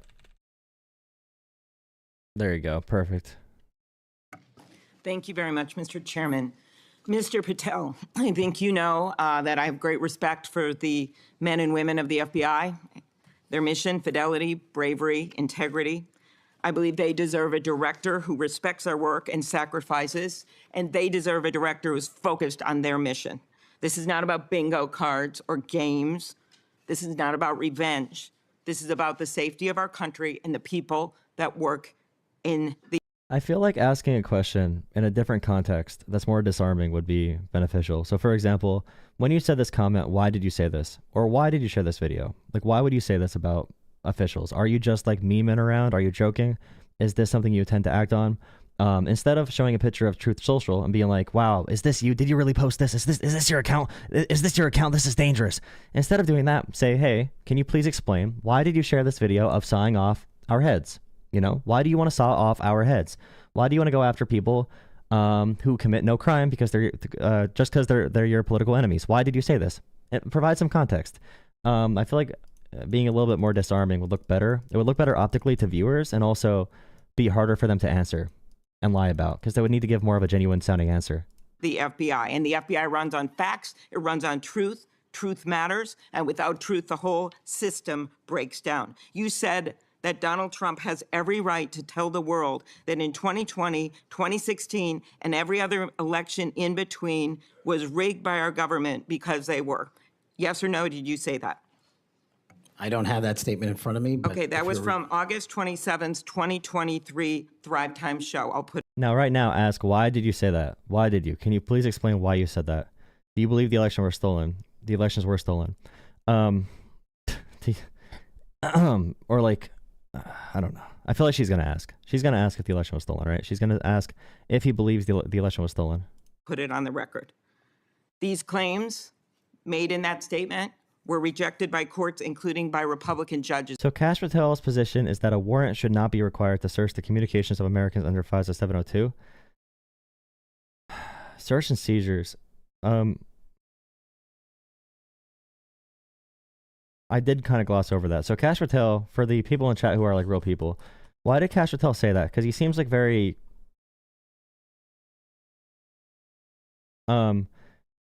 Kash Patel, he has a position that a warrant should not be required. Should not be required to search the communications of Americans under FISA 702. So they should not need a warrant.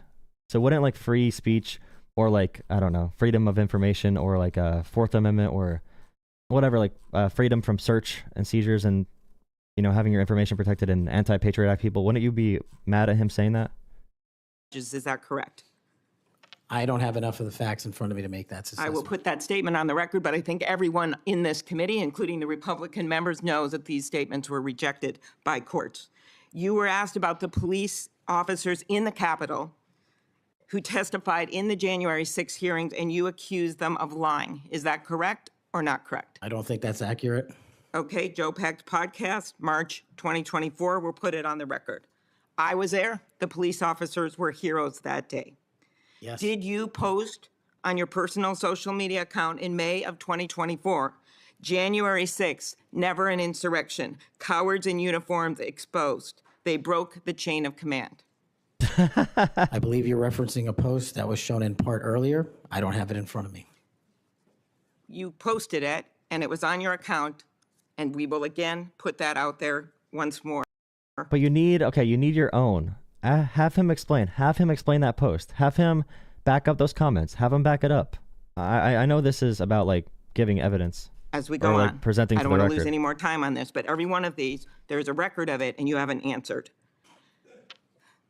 You promoted a COVID vaccine reversal or detox supplement. One scientist said, I quote, none of these substances in any form would minimize side effects from a COVID-19 vaccine. That is preying on innocent people. Did you perform clinical trials before you made that claim?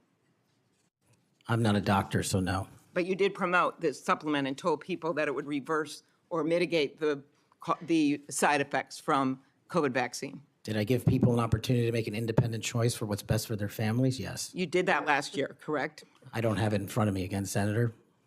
Mr. Patel, the FBI tackles some of the most complex threats that we face: terrorists, hostile foreign powers, violent gangs, fentanyl, criminal organizations. Your mission, though, has been to go after people. I've looked at it. I've read this stuff. Yes or no? When Trump wins, did you say this? When Trump wins in 2024 and is in power in 2025, we can prosecute them, referring to Justice Department officials for an actual RICO statute violation, for criminally organizing the United States government to break the law to rig presidential elections. Did you say that, yes or no? Again, Senator, you're reading a partial statement, so I'm unable to fully respond. Okay, again, we'll put it on the record. X22 report podcast 20. That is from, I'll get you the date, about a year ago. One of the names on your list was It's been a year, bro. It's been a year. He changed. Bill Barr. Chairman Grassley has called him one of the most capable cabinet officials I've ever been able to vote for. Senator Graham has said, I have nothing but total respect and admiration for the job done by William Barr as Attorney General of the United States. Is Bill Barr on your list of whatever you want to call them, been referred to as an enemies list? You've called them deep state after serving his country as the Attorney General of the United States. Is he on your list because of a personal vendetta? Well, it's not whatever we want to call it, Senator. With all due respect, it's not an enemies list. That is a total mischaracterization. I asked you, I actually used the words you used for the list, which was deep state, right? That's what you put at the top. It is a glossary against in the the Attorney back. General of the United States. Is it because of a personal vendetta that he's on the list? You're under oath. I have no personal vendetta against Bill Okay, Barr. he said about you, you would never be able to command the respect necessary to run the day-to-day operations of the Bureau. That was actually in writing in his book. He had virtually, about you, no experience that would qualify you to serve at the highest level of the world's preeminent law enforcement agency, and that your appointment, as noted by Senator Durbin as Deputy Director to the FBI, would happen over his dead body. Is it, yes or no, why you would put him on the list of deep state as a former Attorney General, Trump Attorney General of the United States, because he wouldn't break the law for Donald Trump? Is that why? Absolutely not. As you know, I mean, Kash Patel has said that's why. Also, one of the big things they do talk about government corruption, then they get into power and push blame on other people. So Republicans today are blaming the plane crash on DEI, by the way. They're blaming the plane crash on DEI. DEI. Crazy. But how long can they blame it on BS? How long can they blame issues on BS? When Biden was in office, the drone issue was a big conspiracy, all right? Donald Trump's administration comes out and says, nothing was crazy, guys. The drones were nothing. It was all FAA approved. They were registered aircrafts. Some were hobbyists. Everyone just believed it. Everyone just believed that the drones are now just a normal story. But when they were out of government, the Trump administration was like, wow, this is a big deal. The Trump administration acted like it was like we were like Republicans said we were being invaded. We were being invaded by the drones. And Trump said, no, guys, it's normal. And everyone just believed it. But I guarantee you, if Biden gave that exact answer about the drones, if he said it wasn't a conspiracy theory, it was not like a crazy thing, I guarantee you Republicans would be saying, Biden's hiding the drones. Biden's hiding the drone secret. no, he repeatedly told the president in no uncertain terms that he did not see evidence of fraud that would have affected the outcome of the election. Did you say in February of 2021 that the election stuff was never my job and I stayed out of that stuff? Again, I don't know what comment you're referring to, but I'm sure you're reading a piece of something. You said it on Pushback on a podcast. Is it true, though, that in December of 2020, you reached out to the Trump acting Deputy Attorney General and asked him to investigate a conspiracy theory claiming that people in Italy had used military technology and satellites to remotely tamper with voting machines in the U.S. and switch votes for Trump from Trump to Biden? Is that true? What was the date? That was out of December of 2020. I was chief of staff to the Department of Defense, so I don't believe that's accurate anyway. Okay, that came out of testimony before Congress. I will give it to you.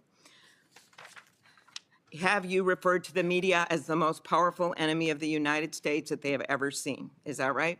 Again, you're reading a quote. I take that you're reading it accurately. Speech to CPAC 22324.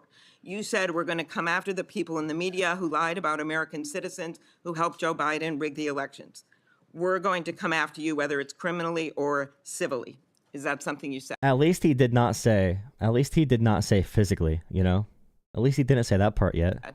That's a partial statement of what I said. Steve Bannon's podcast.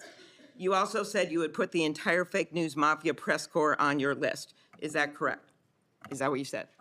I don't have that in front of me. Benny Johnson's podcast. Every answer, he can just say, I don't understand this. I don't have it in front of me. If you have short-term memory loss that bad, you should not be in this position regardless. But also, I think this whole system that we use to confirm these nominees is outdated now. This does not explain people's lies. This does not explain, like, it does not expose lies. It does not explain, like, why people can or cannot serve, because the public watches these, and all you got to do is, like, look like a badass and say no to the woman answering or asking you questions, and people are going to say you look like an alpha. We need a new system where it's not just yes or no questions. Like, have them explain themselves. It needs to be more conversational, probably. But the system is outdated. We need a new way to do this. We need a more modern way to do this. Obviously, this is not working. The way we do these trials and everything's political now. So even these confirmation hearings, you know, we need to change something, or the system's going to fall apart. Because the fact that these guys can get on here and lie, RFK, Tulsi Gabbard, and Kash, Patel, 3 of the most notorious liars of all time, especially Tulsi. But they can come up here and lie and look effective because the platform allows for it. It allows for them to be propagandists. I don't know how to fix it, though. 8/21/23. You have said that the FBI, including today, you said that they remain utterly corrupt. This is an agency with agents who have taken down terrorists, taken down bank robbers, taken down crime. Well, it just makes it look like they're in a whoever the person answering questions is. It makes it easy for, like, she can ask a really loaded question, yes or no. And if she's right, for example, she can be right about something, but he can just be like, partial statement, or I'm not answering that. It doesn't give an option to make him look like silly answering it if she's right. And if she's wrong, he doesn't have a chance to actually disprove it. So, like, there's nothing being proved or disproven. There's no conversations at all. I'm not learning anything from this. So I understand, like, if you don't pay attention to politics, like, as much as I do, I understand watching this and being like, what the hell's going on? Like, what are they even talking about? What are they talking about? I don't know. And you wrote that the FBI has become so thoroughly compromised that it will remain a threat to the people unless drastic measures are taken. Do you know that under Chris Wray's leadership, he took over at a very difficult time, we all know that, appointed by President Trump, that during his tenure, the applications to the FBI has in fact tripled? Do you think people would be applying to that agency, like, in those numbers, if they thought it was so corrupt? The American public's trust in it is at 40%. That's an all-time low. Did you say that the FBI headquarters should be shut down and reopened as a museum of the deep state? Mr. Chairman, are we allowed to go an extra time? Let's see, you get a second round. Before I call on Senator Lee. Could he just answer the question if he said that the FBI headquarters, where they investigate cybercrime and terrorism, should be shut down and opened as a deep state? Hey, Mr. Chair. As a museum. Did he say that the headquarters should be shut down? Mr. Chair. I deserve an answer to that question. He is asking to be head of the FBI, and he said that their headquarters should be shut down. Mr. Chair, parliamentary inquiry. You got anything you want to say, Mr. Patel, before I go on to Senator Lee? Simply this. If the best attacks on me are going to be false accusations and grotesque mischaracterizations. Oh my God, bro. See what I mean? Because now she looked emotional. I know what Twitter's going to say. She frantically is asking a question, which is a big question, obviously, a huge question.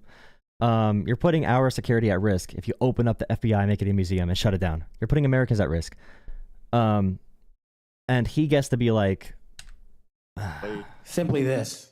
If the best attacks on me are going to be false accusations and grotesque mischaracterizations, the only thing this body is doing is defeating the credibility of the men and women at the FBI. See what I mean? You're defeating the credibility. You're making people less trustful of the system. Now he gets to do his little campaign statement, his propaganda statement. I stood with them here in this country. I stood with them here in this country. Here he goes. Here goes the popular messaging. Great. Every theater of war we have, I was on the ground in service of this nation. Dude, this is such a prepared speech. I feel like I'm watching Hamilton. Holy crap, dude. Go do Broadway. Oh, I hate the political process. This is such a bad way to do this. It's a terrible way to do this. And any accusations leveled against me that I would somehow put She's quoting you. She's quoting you. Political bias before the Constitution. She's quoting you. These are things you've said, yet she's quoting you directly. Are grotesquely unfair. She's and quoting I will you directly. have you reminded that I have been endorsed by over 300,000 law enforcement officers. She's still quoting you directly. You can stand up for your own, like, what you've said. You could have some personal responsibility. Own what you said. Like, explain what you said. Why did you say that? To become the next director of the FBI. Let's ask them. Mr. Chairman, I am quoting his own words. Exactly. You're quoting his exact words. But I guarantee you, again, if you like Trump and you watch this, you think she sounds emotional because you don't have any critical thinking. From September of 2024. It is his And look at him. He's so cool, avoiding responsibility, avoiding the question. It's so alpha to be a beta baby, cry baby, and run. To hide from questions. It's so alpha to hide from tough questions. So alpha of him. Words. It is not some conspiracy. It is what Mr. Patel actually said. 1984, when they ask you to deny the, what your eyes see, and when you actually hear them say, I never said that, bro. 1984, in real time. Said himself, facts matter. You forget that you had 3 minutes in the next round to say what you just said. Okay, I'll say him again. Okay, before. Good job, Amy. You're out here doing it.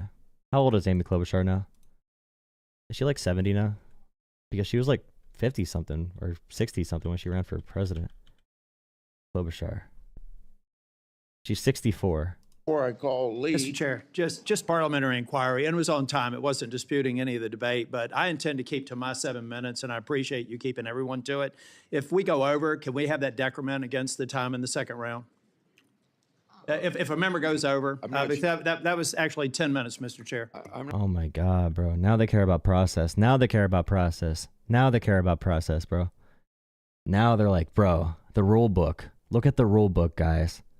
What about the rules? They only watch the rules if it suits them. Now we care about the rules, guys. 7 minutes. Now we care about the rules. I'm not sure that I want to. It's like a guy that like complains about fouls on the basketball court when you're playing pickup, and then he calls fouls the rest of the game after complaining about you calling a foul. It's just like Sometimes it's faster to get things done here, just letting people shout and than it does to shut them up. Mr. Chairman. You're a wise man, Mr. Chair. Thank you. Mr. Chairman. Before we go to Lee. Mr. Chairman. Yes, what do you want? I love how he still never answered the question. Kash Patel still never had that. He never had never answered the question about the open museum shutting down the FBI offices. He never answered that question. Still, I'm sure he's going to be asked again, but it's still kind of crazy. I love this guy. Mr. Chairman, I'm like Senator Tillis. I mean, if we're going to start this, I want an extra 3 minutes. Well, now, my Are we really going to waste another 5 minutes talking about friend this? Senator Klobuchar went 3 minutes over. So here what you're saying is the chairman wasn't a very good chairman by not shutting her up. But I've gone through this before, and I think I know how to handle it and get I think done. you're a star-spangled awesome chairman. I just want to say that for the record. But if you're going to let somebody over there go 3 minutes over, I want my extra 3 minutes. There's no reason for you to go 3 more minutes. You're going to glaze him. You're not going to ask him any questions. I guarantee you he's not going to ask one question. He's going to be like, are you amazing? Kash Patel's going to be like, yes, I am. He's going to be like, are you daddy's pretty girl? Kash Patel's going to be like, yes, I am daddy's pretty girl. Like, it's going to be that. Like, you don't need the extra 3 minutes for you. You're not going to ask questions. Let's see if it's abused by anybody else before we make that decision. I'm just telling you, I'm going to abuse it. Well, I'm not going to let you abuse it. I want to do like a skit. I wish I had like a studio, bro. Because it'd be such a good skit where Democrats like asking questions for the nominee. Like, so Kash Patel, Kash, you said you want to shut down the FBI, make it a deep state museum. You have an enemies list. You're going to go after your political opponents in some way. If they defy Donald Trump, you said you wrote a book about Trump being God and a king, and you follow QAnon and blah, blah, blah. And can you answer these questions? And Kash Patel's like, no, I never said that. And the Democrat's like, well, I'm quoting you directly. I'm quoting you directly. You did say this. And Kash Patel's like, I had never said that. And then it's like, okay, time is up, Democrat. And then the Republican comes up, okay, and starts asking questions. And the Republican's questions are you daddy's pretty girl? It's like, yeah, I am daddy's pretty girl. Are you amazing? Yeah, I am amazing. That's the only questions Republicans actually ask. That'd be a great little skit. Good man, Mr. Chairman. Before I go to Lee, I want to put a statement in the record from 56 former FBI agents wrote to this committee to support this nominee. Quote, never has the FBI faced such an urgent and compelling need for comprehensive reform as it does today. Mr. Patel has proven he possesses the breadth of experience required to address these challenges. His leadership, expertise, and vision make him uniquely qualified to guide the FBI through this pivotal moment. For these reasons, we stand in full support of Kash Patel's nomination. Any objection? So ordered. I'm pretty sure the FBI has like 20,000 or 30,000 employees.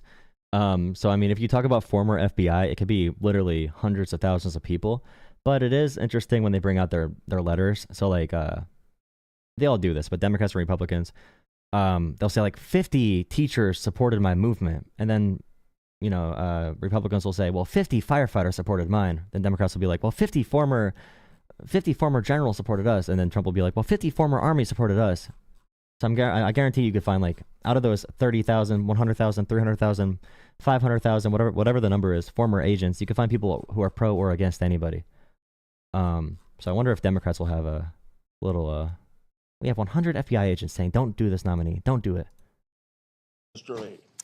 Mr. Patel, while we're talking about your awards, let's talk about the cowards in uniform comment for a moment, can we? Please. Would you like to tell us what that was? Put it in context, help the committee understand what that was about. I think it's important. Thank you, Senator.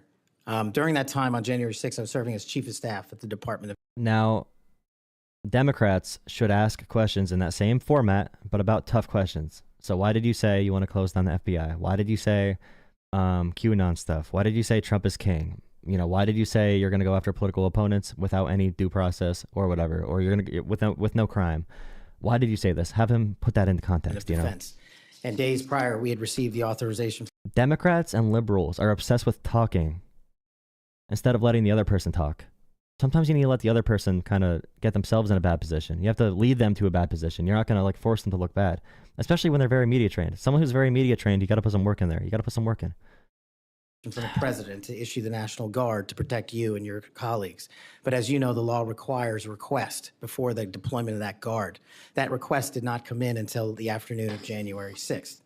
Once that request came in, this, unfortunately, as has been confirmed by his own testimony, I believe, the Secretary of the Army, Ryan McCarthy, failed to immediately deploy the National Guard and instead took a break to speak to media and make personal phone calls.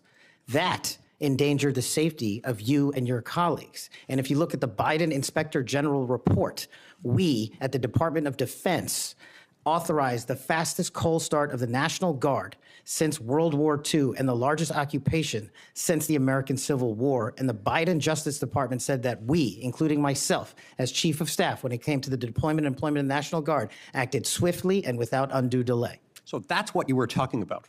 And that's why you had the reference to the UCMJ. Tell us what that means. The Uniform Code of Military Justice is for uniform officers who betray the code of justice and also act inappropriately. And I thought any delay to have the National Guard arrive on scene here must be called out, whether it was a fellow Republican or not, especially someone under my auspices running the Department of Defense. Okay, so moments ago when Senator Durbin displayed a chart with that quote, there was a reference in part of it to the UCMJ. That's what it was referring to. Yes, sir. Those were the cowards in uniform. Those people who didn't do what they were supposed to do, and a lot of people were put in danger as a result. That's correct, Senator. Okay, thank you. That's very good to know.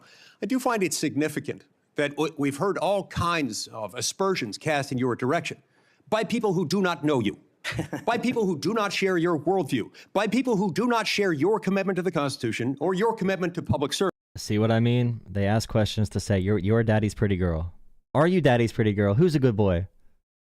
Me? I'm a good boy. I find it astounding that they're willing to say this amidst such great ignorance, and I find it equally heartening that the 56 former FBI officials who know you best, who have worked with you, who actually know who you are, who actually share your view of the Constitution, of the view that you ought to be a law enforcement agency and not a weapon of political warfare. These are the people who stand by you. Those who cast aspersions don't share those views. Would I be correct in surmising that? Yes, sir. Let's talk about the Fourth Amendment for a moment. The Fourth Amendment tells us that in order for the government to breach your expectation of privacy. By the way, when you talk about FBI agents, there are letters with a lot of FBI agents. I can't find the exact number, but there's multiple letters from groups of former agents saying that they should not accept Kash Patel by any metric or in any way. So they bring up letters of people that want to support Kash Patel, but they did not bring up the letters of those that want to go against Kash Patel. And the whole claim from the letter from the former agents that are against Patel are talking about retribution against political rivals and undermining civil rights. And it cites actual legal precedent. It cites historical accounts of the FBI and also just historically how intelligence agencies have always acted and how Patel wants to use it to go against American people. But there's like 23 organizations. There's 23 organizations that are backed by FBI agents that signed on to letters against Kash Patel. So like acting like we got 50 of your friends or former colleagues to sign on for you. It's not like a big win because obviously you have some people who are going to like you. It's a big world. You could be anyone. You could be literally anyone historically. People have liked you. You know, any leader has a support base. Any person has a support base and friends. but you can find people on the opposite side too. So never take that into account without reading into the substance. You should have your own opinion and your own substance based off of those credentials and based off what the arguments are that they actually make. Relative to your person, your home, your papers. They want to search. Make sure you drop a like and subscribe. Make sure you drop a like and subscribe. Again, like I said, I have a call-in show, okay? I do call-ins every night at 10 p.m. Eastern Time, sometimes 9 p.m. Last night I started at 8 p.m. actually, so I start pretty early sometimes, pretty early. You can either text me. Well, actually, no. Jola Talks Politics is my email for inquiries. If you want to do an interview, if you want to do a debate, if you want to have a conversation, you could email me there with your first name, the number you want to call from, and also give me your topics you want to discuss, okay? jolatalkspolitics@gmail.com. I'll put that email in the description or in the comments or the chat, whatever. Or if you have anything you want to send me, any tips for the show, any ideas for the show, definitely send them in. That's my normal content is call-in shows. Also, if you want to donate to the stream, Cash App, Venmo, and PayPal at Jola Politics is the best way to do that. You can send a message on there as well. Cash App at Jola Politics, JOLAHPOLITICS. Jola Politics on Venmo, Cash App, or PayPal. And Jola Talks Politics on Gmail, at gmail.com to email me about coming on the show and scheduling something. Thank you. Thank you. Subscribe, like, thank you. That if they want to seize you, they've got to get a warrant. And that warrant has to describe with particularity the persons or places to be searched or to be seized and to connect them up with a showing of probable cause. Now, in the case of FISA 702, we're dealing with a somewhat different universe. Now, moments ago, we heard some discussion about FISA 702, about suddenly we've got a different FISA 702 than what we had when President Trump was last in office. Is that true? Because by my count, FISA 702 has not changed substantively since President Trump was in office last. That's correct. Okay. And there was also some back and forth discussion about FISA 702 and the use of it and the fact that in real time, it might not work to get a warrant. This, in my view, misses the point. The concern that the American people have with FISA 702 is not about the real-time collection of communications regarding foreign targets. The concern is that once those communications are stored, you have within them what are referred to as incidentally collected communications of Americans, text messages, emails, recorded phone calls, and so forth. If they want to go in and search for someone, let's say you, if someone wants to go into one of those databases after they've been collected, let's say if you're unwittingly communicating with somebody who, unbeknownst to you, happens to be an agent of a foreign power or otherwise under surveillance under FISA 702. If they wanted to search for you, they wanted to enter your name, your phone number, your email address, or some other personal electronic identifier, would they have to get a warrant to do that under current law? Under current law, I believe so, Senator. Under current law, they routinely access that without getting a warrant. In order to access it, they've got their own internal procedures. They're not supposed to use this for light or transient reasons. They're supposed to have a perfectly good reason, and yet we found that on hundreds of thousands of occasions, they have accessed the private communications of Americans, searching for those individual Americans by name, by number, by email address, whatever it is, without a warrant or anything tantamount to it. On occasion, they've even been used for overtly nefarious reasons. One agent deciding to look in on his father because he suspected his father might be having an extramarital affair. On another occasion, an agent looked at people who were thinking about renting an apartment from him to make sure they were upstanding citizens and could be trusted. Are these appropriate? So yeah, basically, if you are under 702, which was passed under Bush to expand the Patriot Act in 2008, you can surveil or intercept communications from a non-U.S. citizen for foreign security or foreign intelligence, security, etc. And you could intercept that information, but sometimes U.S. citizens' information would be intercepted as well. So the question is, do you need a warrant to obtain information if it includes a U.S. citizen? So if I intercept someone who's considered to be like a danger, but they have contact with a U.S. citizen, can we still obtain all the records, including the U.S. citizens' records? And can we keep that on file as well with no warrant? So he's saying how it's a threat to freedom because a lot of people are anti that because it's against your constitutional rights. But under current law, although it's not legal to take U.S. citizens' data like that, sometimes they still maintain it. So I guess that's the big debate moving forward, and that's the one that he's talking about. So Kash Patel here might make his base angry if he says the wrong answer. Appropriate uses of FISA 702. As you alluded to, the FISA court, it's not me deciding it. The FISA court put out a report in 22 or 23 where 255,000 illegal improper queries of American citizens had occurred. 255,000 reasons why the American people don't trust it. And that's what we must work together, Congress and me, if I'm confirmed as FBI director, restore that trust and protect the mission. Music to my ears, because I've been a U.S. Senator for 14 years. I've been on this committee the entire time. You were the very first FBI director or FBI director nominee who, when I've asked about this, hasn't said, oh, don't worry about it. We'll handle it okay. We've got good people on the inside. We would never breach the trust of the American people. Do you know what? They were lying. I was willing to believe that they thought they were telling the truth, but they were mistaken. But they were lying. Time has told us that they were lying. You will not lie, and that's why I wholeheartedly support you. Other people have lied. You have not, or you will not lie. That's why I support you. I mean, that kind of framing is just crazy. In the closing seconds that I have, I want to add my dismay and my disgust for the fact that you've been smeared, you've been attacked. You've been associated with racism, with being a Nazi. You are none of those things, sir. Just as your father... Okay. He should stop being best friends with neo-Nazis then. And he should stop spreading conspiracy theories about QAnon. And he should stop having enemies lists. Like, he should stop saying the things he's saying and doing the things he's doing. And he won't be accused of those things. Like, he's doing the things. Okay? He's doing the things. That's why people are accusing him. It's not because they're making it up. They're quoting him directly. They're quoting him directly. Father lived as a racial minority in Uganda. You've been raised as a racial minority in this country, and you've been nothing but a patriot. Your commitment to the Constitution, to the rule of law, and to the American people is remarkable.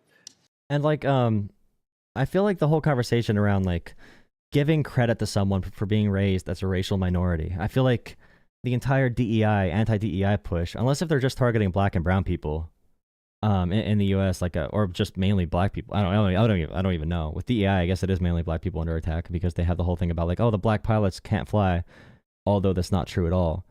I feel like would they ever say this about a nominee who is black? Like, you've suffered through discrimination and understand being a minority, so that is a benefit. Like, would they ever say that about someone who's black or who's a liberal? I mean, because I feel like when liberals say that, if a liberal says that exact quote about someone, they're going to be called a lot of crazy things by both the left and the right, by the way, if they just explicitly say it like that. But like, I don't know. Maybe they're just anti, certain groups. I don't know. And I'm honored to know you, to call you my friend, and to give you my vote. Thank you. You're my friend. Senator Goons. Thank you. That's what you should be doing when you're having a confirmation hearing. You're my friend. You're my bestie. You're amazing. I love you. You're not going to lie. You're perfect. Chairman Grassley, Mr. Patel, to you and your family, congratulations on your nomination. And we had a constructive conversation last week. I appreciate your taking the time. In particular, a conversation about the prosecution of the World Cup bomb. Okay, I'm going to delete this comment for security purposes. Okay. I understand, but... bombing in Uganda that took the life of a Delawarean whose family I knew. I found moving. But the role you've been nominated for is central to our security as a nation, central to the protection of our constitutional rights. And I voted to confirm Trump's previous FBI director, Chris Wray. I believe he's lived up to the Bureau's motto of serving with fidelity, bravery, and integrity. And I also think my vote for him and for many of Trump's cabinet in his first term shows I take my constitutional advice and consent role seriously and do not reflexively vote against his nominees. I look at three factors when I assess a nominee: qualifications and experience, policy views and whether they're in the best interest of the American people, and character and capacity to do the job independently where called for. My colleagues have referenced quotes from Attorney General Barr, National Security Advisor Bolton. The FBI is enormous, 38,000 agents, $9 billion budget. I am troubled by your lack of senior law enforcement leadership. We disagree on some important policy views, but the thing that bothers me the most is a whole series of statements you've made in a variety of settings that suggest you would struggle to be independent from White House direction or control, as has long been the modern history of the FBI. Who does the director of the FBI work for, Mr. Patel? Senator, thank you for that question. The immediate report for the director of the FBI is into the Office of the Deputy Attorney General. Then that report is taken into the Office of the Attorney General and ultimately the White House and the chain of command there. So the FBI works for the White House? No, the FBI is a member of the Department of Justice and has been the long-standing application. And who does the Department of Justice work for? They're in the executive branch, as all members do at the White House. Attorney General Bondi gave a different answer when I asked her the same question, that they work for the Constitution and the American people. President Trump's made clear in public statements he wants to use the FBI to persecute political adversaries. He's publicly said that folks ranging from Liz Cheney to Adam Kinzinger to former Vice President Harris should be investigated and criminally prosecuted. If President Trump were to order you to open an investigation into any of these individuals, let's say Vice President Harris, would you? Senator, this question speaks directly to my ability to leave political bias and allow independent behavior to be the only guiding light. As a public defender, I learned that in the harshest of arenas. And any law enforcement investigation, if I'm confirmed at the FBI, will only be launched on the following qualification: a factual, articulable legal basis to do so. The president has said publicly that he will allow the FBI to remain independent, and I have said as much as well. So if FBI agents brought to you a factual legal basis, predication, and you are about to refer it to a prosecutor, and you get a call from the White House saying, don't proceed. This is a major donor. This is someone close to the president. This is inappropriate. What would you do? Simple. I think you answered it partially in your question. The line agents, the brick agents who are trained to bring investigations on behalf of the FBI will make that decision-making process, and they will only have my full support so long as it upholds absolutely every value of the Constitution, and that's it. So your predecessor, I went back and looked, and I asked the same questions of Director Comey and Director Wray. Director Wray, quoting former Attorney General Bell, said you should be willing to resign if necessary over conduct if you're pressed to engage in it that's unethical, illegal, or unconstitutional. If pressed by the president, would you resign? Senator, my answer is simply I would never do anything unconstitutional or unlawful, and I never have in my 16 years of government service. Would you be willing to resign the post of FBI director if pressed and given no choice but to obey the order or resign? Senator, I will always obey the law. Does obeying the law require you to, as Attorney General Bell said, as FBI Director Wray said, refuse the order or resign? I'm not familiar with the extent of the law that you're referring to, but my answer is simple in my 16 years of government service. We will simply follow the law. And the real question is, the question he's asking is, if Trump tells you to do something is unconstitutional, would you say no or yes? Would you put Trump above the Constitution or not? Every Trump nominee so far has refused to answer that question. If they put Trump first or the Constitution, it should be an easy Constitution first. He did say that, so that's good. But he probably will not say, for example, he will not say that he'll say no to Trump. I don't think he'll say that publicly ever, or even privately. I don't think he'll say that. I've done that in Obama Justice Department, in Republican Justice Departments, in the Obama military, in Republican civilian capacity. I have never once wavered from my constitutional oath of office. He wasn't in a position to really ignore the Constitution in a direct way like this in relation to the presidency.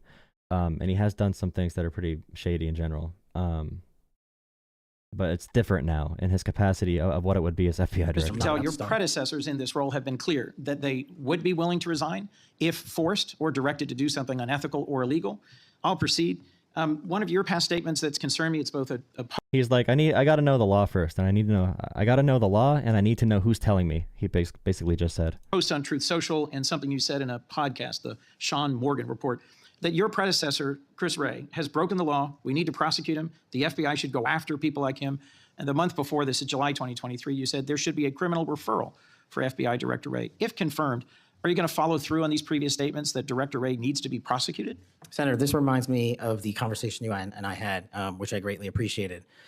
There is enough violent crime in this country and enough national security threats to this country that the FBI is going to be busy going forward preventing 100,000 overdoses, 100,000 rapes, and 17,000. Refuses to answer the question. Just tell us. Just ask him what the crime is that Ray did. Okay, tell us what the crime is. Homicides. We agree that prosecuting violent crime should be the principal focus of the FBI. What I'm trying to get to, Mr. Patel, is a whole series of very troubling, to me and many other statements you made about instead using it to pursue those who might be viewed as political opponents. And as I told you in your office, I have no interest, no desire, and will not, if confirmed, go backwards. There will be no politicization at the FBI. There will be no retributive actions taken by any FBI should I be confirmed as the FBI director. I told you that in your office, and I'll tell you that again today. Thank you for that statement. As the co-chair of the Law Enforcement Caucus with Senator Cornyn, one of the things I've worked hard on, and I hope to continue being able to work hard on with this administration, is partnership between federal, state, and local law enforcement to pursue violent crime. You did say, as my colleague asked, and I look for a longer answer, that you want to close the FBI Bureau's headquarters on day one. How would shutting down the FBI headquarters impact its ability to prosecute violent crime and drug traffickers? How is that possibly a serious proposal, Mr. Thank Patel? you for bringing that up and allowing me to answer. It was to highlight the significantly greater point that I was actually making in that interview, which is well documented over and over again. 38,000 FBI employees, 7,500 FBI employees work in the Washington field office and Hoover building alone. If you increase that aperture just slightly to encompass the national capital region, that is 11,000 FBI employees work in the national capital region. A third of the workforce for the FBI works in Washington, D.C. I am fully committed to having that workforce go out into the interior of the country, where I live, west of the Mississippi, and work with sheriff's departments departments and local officers and having one agent prevent one homicide and having one agent in Washington prevent one rape. And I will do that over and over and over again because the American people deserve the resources, not in Washington, D.C., but in the rest of the country. And Mr. Patel, frankly, if that had been your statement, that would be something that would be defensible. It's the rest of it, saying you're going to turn it into a museum of the deep state that causes repeated questions and concerns from people like myself. Thank you, Mr. Patel. Before I call on Senator Hawley, I'd like to enter letters into the record from scores of state attorneys general, former. All right, just 1 second. Trump said something today that is really annoying.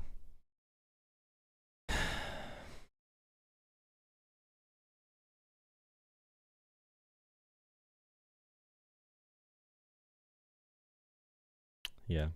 Okay, 1 second.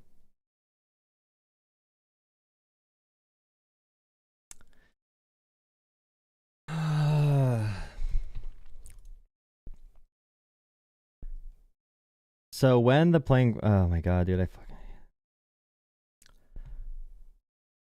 when the plane crash happened yesterday, I had a debate in my head because I know Trump has frozen hiring for air traffic controllers. He's been cutting the heads of TSA, a lot of FAA personnel. So Trump has been Trump has done fundamental things to make flying less safe already. Cutting TSA heads, FAA heads, air traffic controllers have already been understaffed. He has frozen hiring for air traffic controllers. And there were some alarm bells rung like a week ago saying, hey, Trump, we already are understaffed. Why are you doing this to hurt our program, to hurt our ability to keep flights safe?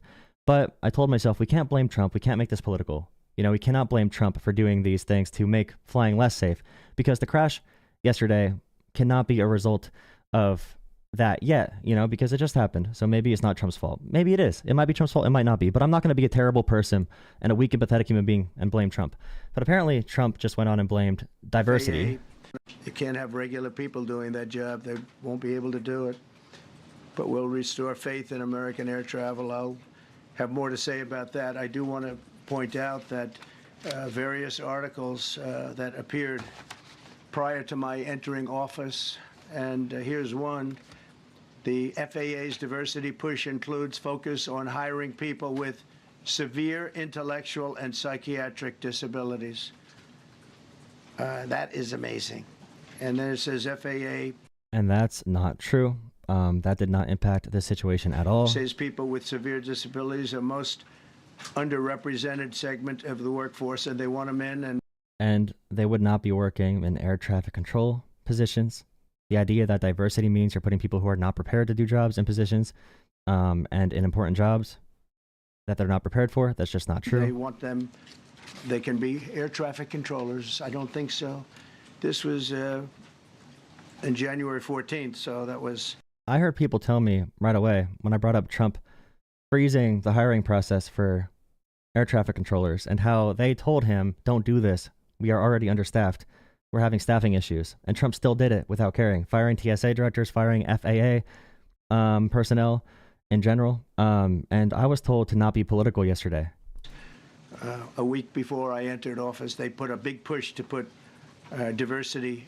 So he's blaming diversity because he can't blame anything else. He has no brain. So he needs to blame diversity, obviously. And also he's going to blame Biden somehow. Blame Biden for everything. The most weak and pathetic thing you do. The most weak and pathetic person to ever exist. If you believe in him, you're a beta. Okay, you're a Trump sexual beta. Blaming Biden for this is crazy. Christopher, thank you very much. Appreciate it. We must have only the highest standards for those who work in our aviation system. I changed. The guy who wants to cut federal funding, who's freezing federal funding nationwide, who put a freeze on hiring people to be air traffic controllers, who put a freeze on hiring people for the FAA. This guy put a freeze on hiring people in all these different sectors that would influence this crisis, okay? Trump put a hiring freeze on them. They said, don't do this. It'll be unsafe. And now Trump is going to turn around and blame Biden somehow. Changed the Obama standards from very mediocre at best to extraordinary. You remember that. Only the highest aptitude, they have to be the highest intellect and psychologically superior people were allowed to qualify for air traffic controllers. That was not so prior to getting there when I arrived in 2016. I made that change very early on because I always felt this was a job that, and other jobs too, but this was a job that had to be superior intelligence, and we didn't really have that, and we had it. And then when I left office and Biden took over. The entire point of those initiatives, by the way, is we've had shortages in the thousands for years, and we decided to expand our scope. We wanted to expand our scope to find more workers who were qualified. Like, maybe we're not looking in certain pools of people that we could be hiring to fill these understaffed roles. Maybe we're not hiring people that we could hire because we're not looking into enough areas of the country. That was the goal of those things, is to hire more people and to actually lead and know how to run a program. That was the goal of these initiatives. It was not social justice warrior stuff. It was not DEI. It was not all that dumb posturing, all the politicizing that Donald Trump and his Trump sexuals do. This was about trying to fix an issue with understaffing. He changed them back to lower than ever before. I put safety first. Obama, Biden, and the Democrats put policy first.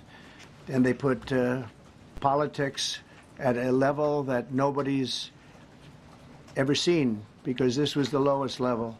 Their policy was horrible, and their politics was even worse. So as you know, last week, long before the crash, I signed an executive order. There was no change under Biden. There was zero change under Biden, by the way, for the standards. So the standards right now are the same that they were under Trump's first administration. Order restoring our highest standards for air traffic controllers and other important jobs throughout the country. So it was very interesting. About a week ago, almost upon entering office, I signed something last week that was an executive order, very powerful, on restoring the highest standards of air traffic controllers and others, by the way. Then my administration will set. He froze hiring. They're understaffed. They were warned about it. The highest possible bar for aviation safety. We have to have our smartest people.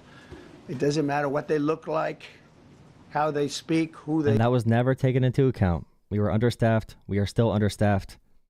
That was never a cause for hiring. It matters intellect, talent, the word talent. They have to be talented, naturally talented geniuses. Naturally talented geniuses.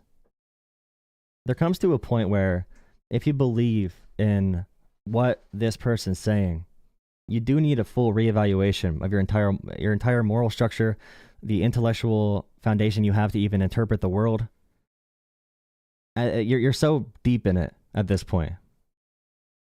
Deep in what? You can determine what you're deep in. But like, you can't have regular people doing that job. They won't. Oh yeah, we need superheroes doing this job, bro.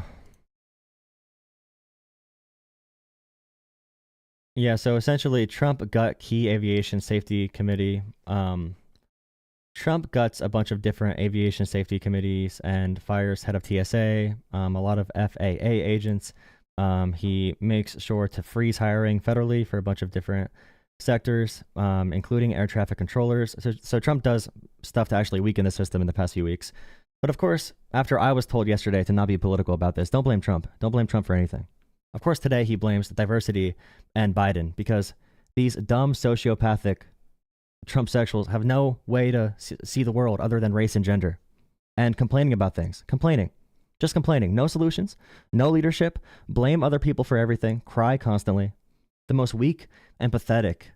If you think this is masculinity, then you have daddy issues or mommy issues or all of above. Maybe you have, maybe you watched too much Peppa Pig in your developmental cycle as a kid and now you're too soft, or you just don't know how to rationalize anything. You play too much Fortnite. You did too many Fortnite dances instead of going outside. Maybe that's the issue. I don't know. But it's insane, bro.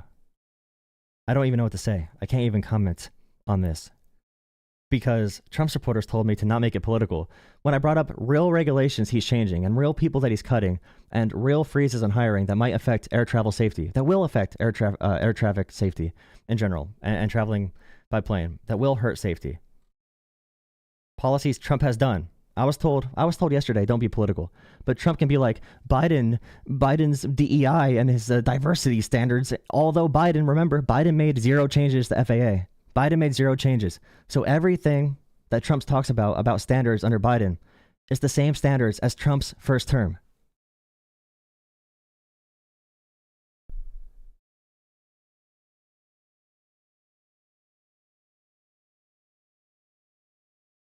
It's just generally unsettling to see people be such bad human beings so easily. Former U.S. attorneys, former U.S. Department of Justice officials who support the nominee. They state, quote, Mr. Patel will bring to this critically important office his unique and extensive churches. That's not true. Familiar with the recent actions of the FBI in this regard, including this memo that I have right here, making a list of Catholic churches and parishes that they regard as potentially suspect and directing the potential recruitment of informants and other spies, let's be honest, into those parishes? I'm familiar with that memo, Senator. Mr. Patel, would you commit to me that you will, if you are confirmed, that you will finally and officially withdraw this memo and make it clear that this is not only unacceptable, but that it is an absolute... Someone said, you have no substance in your thinking, Muslim. Nice. ...absolute violation of the... Thank you, Jordan, for $10 super chat. Jordan is such a good supporter of the stream. Always with the best memes, okay? Saw a comment in your stream talking about how people can't be... Saw a comment in your stream talking about how people cannot be qualified to talk about something because they don't have a degree in it. Well, I guess I can't critique McDonald's because I'm not a chef. ...of the First Amendment. Thank you, Jordan. ...that every American enjoys under the Constitution of the United States. If I'm confirmed, Senator, yes. Will you also commit to me that you will conduct an investigation and find out who wrote this memo, who spread this memo, the field offices involved in this memo? Because I could tell you, we've had your predecessor sit right where you're sitting. Oh, it was autocorrect? No, your phone just knows you, bro. Your phone just knows you. It's a smartphone. It's a very smart phone. It knows you. Oh, let's go to this guy. As we in the context, Let me first of all say thank you. Thank you for saying yes when President Trump asked you to serve in this role. I think there are very few roles in all of government that are more important than director of the FBI, and there are very few roles in all of government that are more in need of a fundamental change. You and I have both spent much of our adult lives working in and around law enforcement. And the loss of respect from the American people, of the FBI, and of the Department of Justice is one of the most tragic developments of the last 4 years. Both the Department of Justice and the FBI have a long history of being apolitical, outside of politics, of being faithful to and focused on upholding the rule of law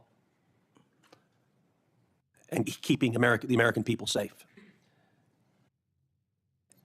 And in many ways, the worst legacy, in my opinion, of the Biden administration was the complete politicization and weaponization of both the Department of Justice and the FBI, turning them into tools to attack the perceived enemies of the Biden White House.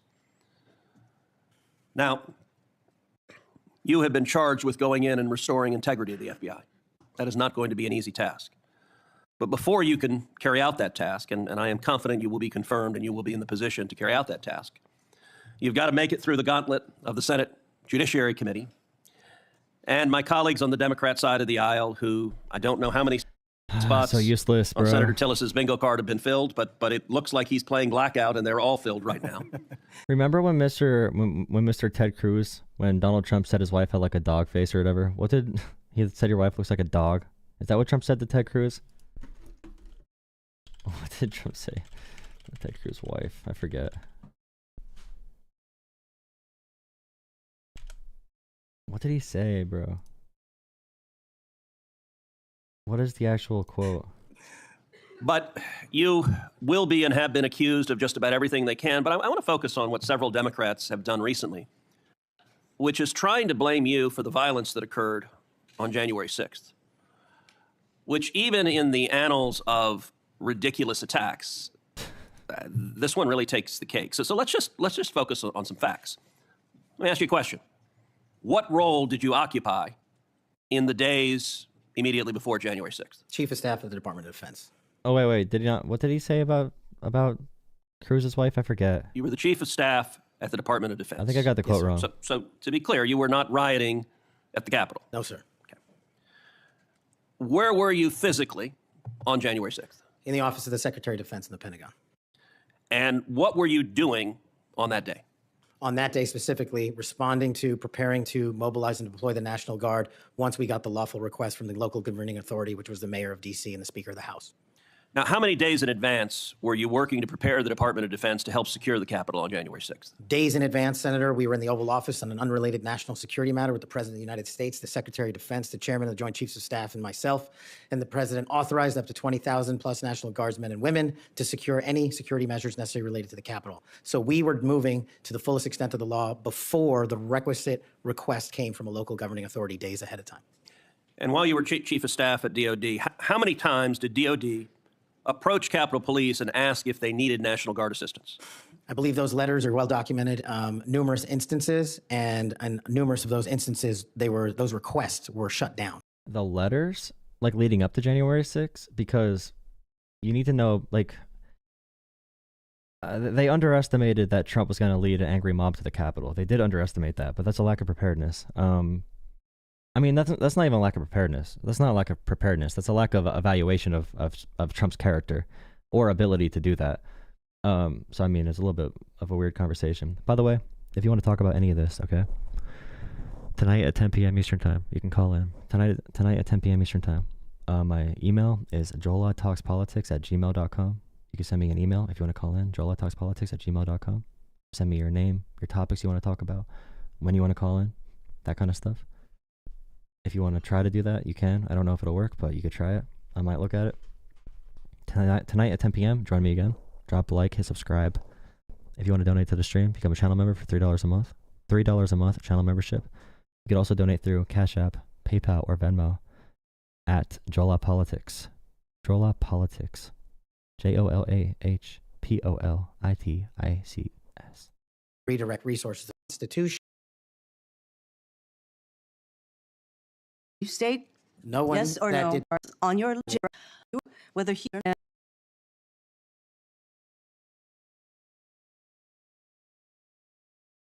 nature. No, Senator, I have not. Have you ever faced discipline or entered into a settlement relating to this kind of conduct? No, Senator, I have not. Mr. Patel, you have been a champion of the January 6th prison choir. You have stated that the choir's members were, quote, incarcerated as a result of their involvement in the January 6, 2021 protest for election integrity, end quote. And one of the choir members is Julian Cater, who pled guilty. He pled guilty to assaulting officers with a deadly weapon. On January 6th, he attacked Capitol Police Officer Brian Sicknick with pepper spray, and the next day, Officer Sicknick suffered from 2 strokes and died.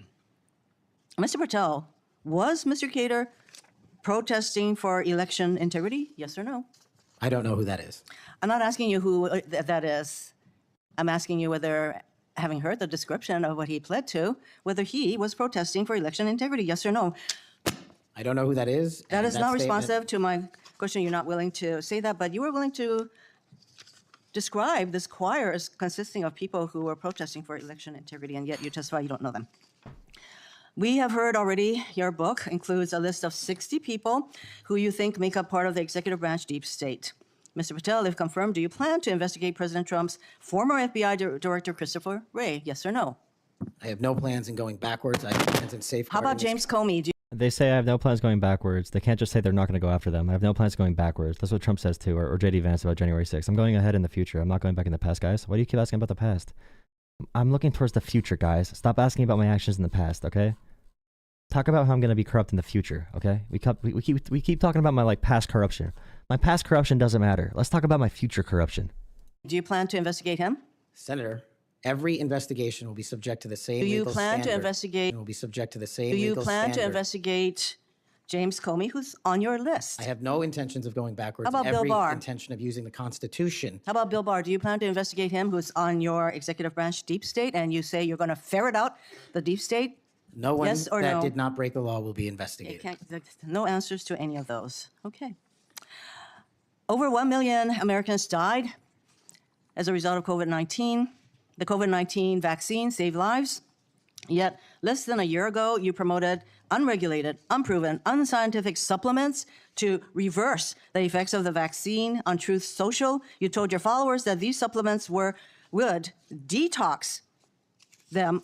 Bro, I forgot about Kash Patel selling spike protein recovery systems. The spike protein, they said, altered your DNA, although the COVID vaccine does not go in your DNA, in your cell. It does not go in your DNA. Died as a result of COVID-19.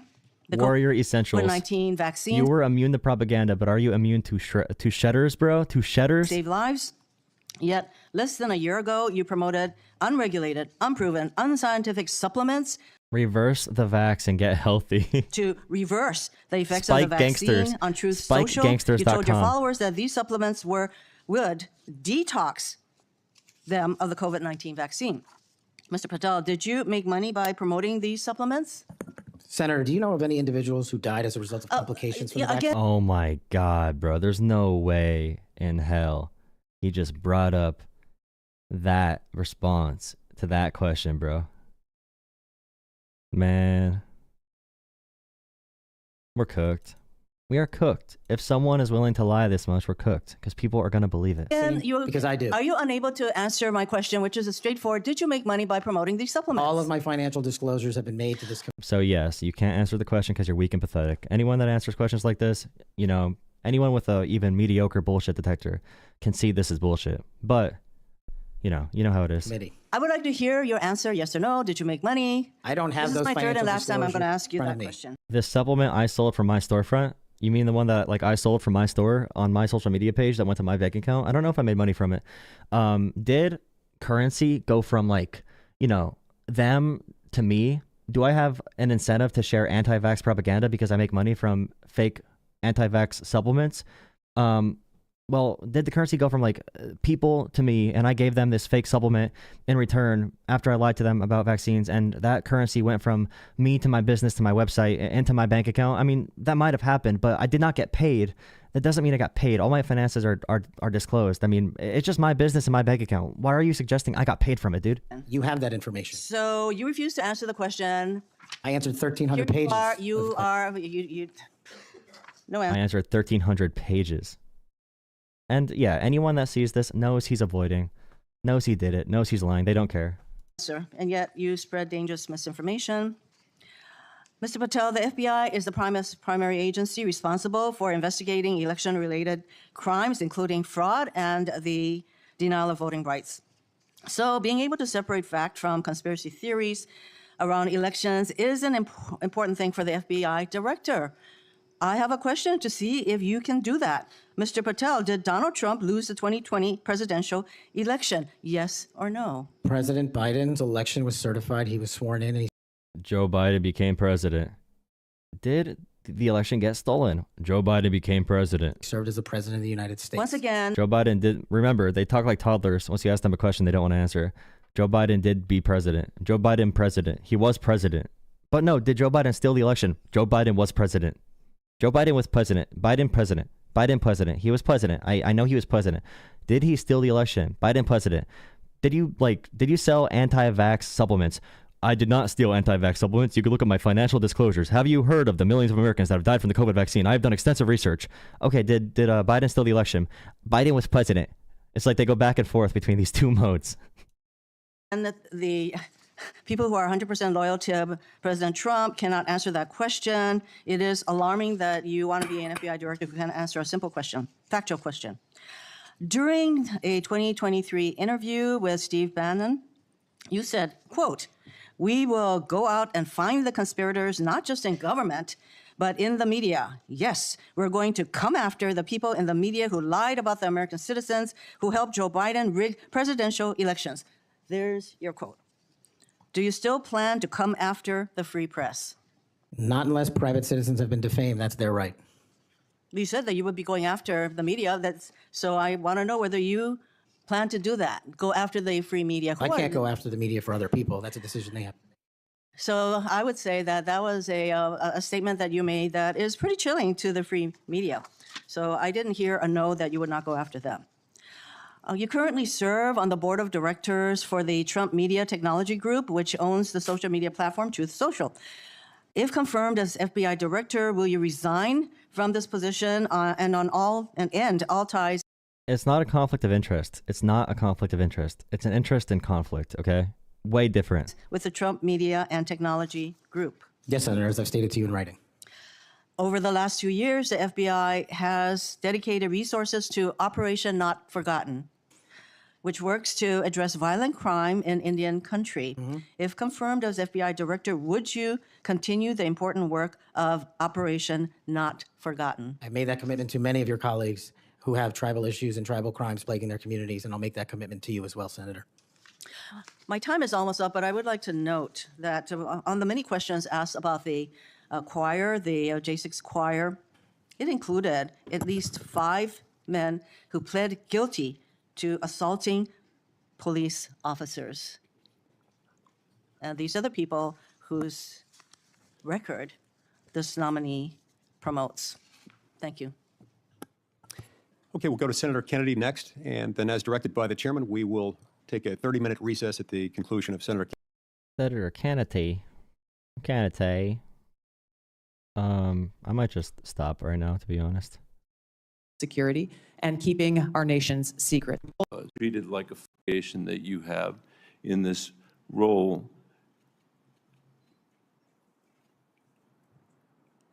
Why? Oh, wait, I thought you just froze. Was hero by you instead of the traitor that he was. Oh, wait, okay, wait. In this role, need somebody here who will, yes, I have Edward Snowden with condemnation suggested that you weren't being treated fairly when you were coming here. No condemnation at all for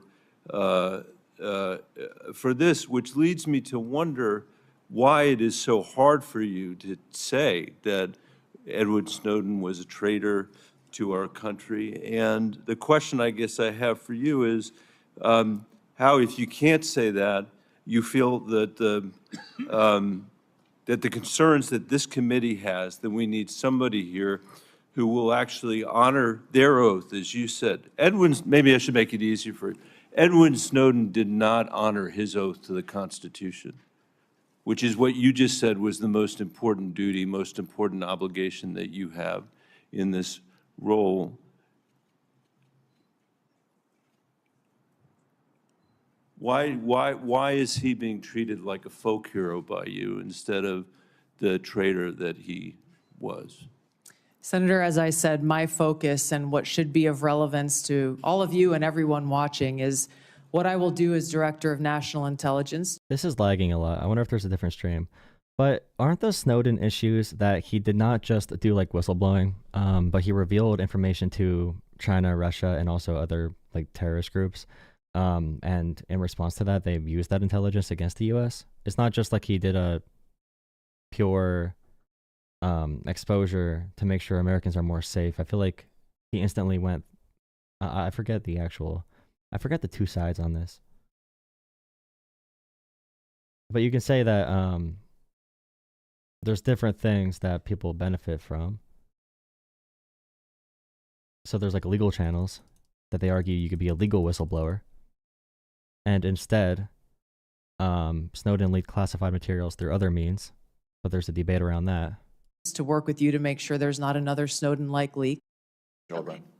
Oh, wait, so she's against it? Security classification, security clearance and classification reform in narrowing severe Okay, leak, given the paramount importance of our national security. So she'll make sure there's not another Edward link? Okay, or leak? Let me hear it. Senator, as I said, my focus and what should be of relevance to all of you and everyone watching is what I will do as Director of National Intelligence to work with you to make sure there's not another Snowden-like leak, given the paramount importance of our national security and keeping our nation's secrets. I've laid out a number of ways that I intend to do that, if confirmed, in fulfilling my responsibility in this role. Thank you, Mr. Chairman. Senator Gillibrand. Thank you, Mr. Chairman. I just wanted to continue along with regard to China because it's such an important part of your portfolio. And I know on armed services, you've had hearings over the last 15 years about their architecture and how they're building up space capabilities, sea capabilities, Air Force capabilities, every type of capability they possibly could.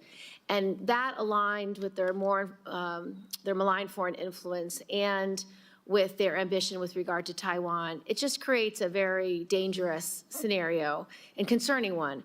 And so I wanted to ask you about Japan, because recently, about a year and a half ago, 13 months ago, you said that you didn't think it was wise to allow Japan to build up their own defense architecture. And you thought it was short-sighted. Can you speak a little bit about that? Because our alliance with Japan is so important in our ability to defend against malign activities of China, not only geographically, but because for the last 50 years, they've been close allies, allies that we rely on. We share intelligence, we share operations. They are a great ally. So what was your concern about? And have you had any views that have shifted in that regard?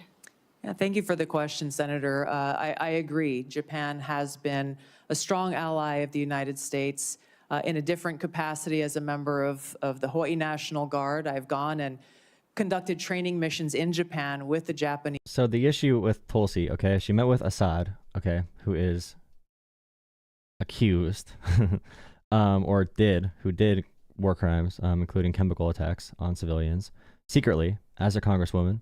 Assad is an agent of Russia as well. I think that's where he lives now. That's Syria.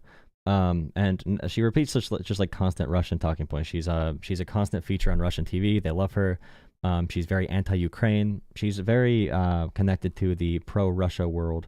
And she is very, very, very connected to Russia and China. She's pretty much a foreign spy, to be honest. But aloha. Self-defense force, their forces and their constitution has been primarily focused on self-defense. The concerns that I had raised previously had. If, for example, if Tulsi Gabbard, not Tulsi, if Russia and China could choose our leaders for us, they would have chosen Donald Trump, Tulsi Gabbard, RFK, Pete Hegseth. They would have chosen these people for us. If Russia and China could make the moves we're making, if Russia and China could dictate our foreign policy, we would remove aid from Ukraine, which we're going to do. Okay, we would put tariffs on Taiwan for China. We would help destabilize NATO, which we're doing to help both Russia and China. We would leave global organizations and let China take our influence in the WHO, other organizations as well. We would ruin deals with our allies, our main trading partners, so they can become main trading partners with China now. If China and Russia were leading our government, they would choose very similar policies. China would choose very similar policies for us that Trump is doing. Had to do with really looking at the bigger picture of the context of the history with Japan and China, and recognizing the implications of how this kind of shift from a self-defense posture that Japan has had constitutionally to a more offensive posture could result in escalation. And given that I love giving logical arguments and logical points about the world, and then all you see in chat is, there's so much soy in here. There's so many soy boys in here. Trump is your daddy now. Trump is your daddy now. What kind of genitals do you have? What kind of genitals do you have? And that's like, how do I debate you, bro? You won. You won the debate. You won the debate, bro. You can't feel pain. How can you lose a fight if you can't feel pain? If you're not smart enough to feel dumb, how can I even make you feel dumb? I can't. in the history, we need to acknowledge what the ramifications could be to our own security interests. And that's something that I am looking forward to being able to provide to all of you and to the President, if confirmed as Director of National Intelligence, is that in-depth analysis and assessment so that various policies or actions that you all or the President are considering are fully thought through, given that broader context of nuance of history and the complexities that exist within the Asia-Pacific region. Having grown up there, I'm very familiar with. But you do Thank you, Senator Gillibrand. Senator Kelly. It's like being it's like Sarah Palin. Like I know she didn't. It was a SNL thing, but I'm very familiar with Russia. Okay, I'm from Alaska. I could see Russia, bro. You think I don't understand our intelligence relationships with Russia, bro? I'm intelligent. I have relationships, and I know where Russia is. Okay, how do I not understand our intelligence relationship with Russia? I'm intelligent. I have relationships, and I saw Russia. Like those three things are like, bro. How do you accuse me of not knowing? Thank you, Mr. Chairman. Colonel Gabbard, when Russia was denying Assad's use of chemical weapons, they accused the U.S. of supporting terror. Uh-oh. They're talking about Tulsi's boyfriend, Assad. Ooh. He goes through a different This is a school. line that Putin used frequently during the Syrian civil war as he supported Assad. Syrian officials made similar comments. They did it repeatedly. They did it in public. They did it at the United Nations. In 2016, you gave an interview in which you said, and this is a quote, "The U.S. is providing direct and indirect support to terrorist groups in order to overthrow the Syrian government." And in 2019, on the Democratic presidential debate stage, you said of President Trump, this is a quote, "This current president is continuing to betray us. We were supposed to be going after al-Qaeda, but over Oh my years God. now, not only have we not gone after al-Qaeda, our president is supporting al-Qaeda."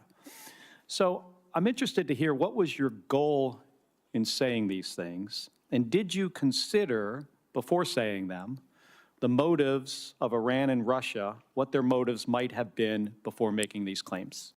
Bro, when I said the thing, when I said the Sarah Palin argument, when I said I'm intelligent, I have relationships, and I know where Russia is, for my evidence to have you know, that I understand our intelligence relationship with Russia, I was copying a Republican. I was like making fun of them. And a Republican said in chat, "Wow, bro, that was really stupid logic you just used." I'm like, yeah, I know, I was making fun of you. Senator, as someone who enlisted in the military specifically because of al-Qaeda's terrorist attack on 9/11 and committing myself and my life to doing what I could to defeat these terrorists, it was shocking and a betrayal to me and every person who was killed on 9/11, their families and my brothers and sisters in uniform. When as a member of Congress, I learned Blame it on Joe Biden, bro. Blame it on Joe Biden. Bring it back to Joe Biden. You can do it. about You can do it. President Obama's dual programs that he had begun really to overthrow the regime of Syria, and being willing to, through the CIA's Timber Sycamore program that has now been made public, of working with and arming and equipping al-Qaeda in an effort to overthrow that regime, starting yet another regime change war in the Middle East. DoD train and equip program, again, begun under President Obama, is widely been known, looked at, and studied, that ultimately resulted in over $500 million being used to train who they called moderate rebels, but were actually fighters working with and aligned with al-Qaeda's affiliate on the ground in Syria, all to move forward with their regime change and not acknowledging what was obvious at the time and what has unfortunately borne true, which was that a regime change war in Syria, much like the regime She's change so wars. boring. This isn't back on yet? Turn the TV back on. Why hasn't the CDC been looking at other hypotheses to determine the etiology of why we've had this dramatic 1,000% increase in this disease that is destroying our kids? Is probably the biggest issue. Why don't we know the answer after 30 years of steady rises in autism rates? Why don't we know the answer to that? We should know the answer. Nice. Okay, so when you have a diagnosis like autism that did not exist, okay, it starts off as a really small thing, okay, and you end up broadening the spectrum and being able to detect which people have a certain condition, you know? So autism, for example, started off, people didn't really believe in it, started off really small. The spectrum kept expanding to find new ways that it presents itself, okay? So over that amount of time, as the qualifications for autism became more broad, the qualifications, it's like a job, you have to apply for it. It became more broad, and more people started treating for it and started looking for it, and people started realizing it's a real thing. The numbers went up really quick because we started actually realizing it's real, and we know how to treat it. We know not treat it. Okay, we know how to detect it and get people the help they need. That's why the numbers skyrocket, because we start tracking it in a different way. Okay, it's very simple. It's not hidden science. Okay, this is all very easy public information.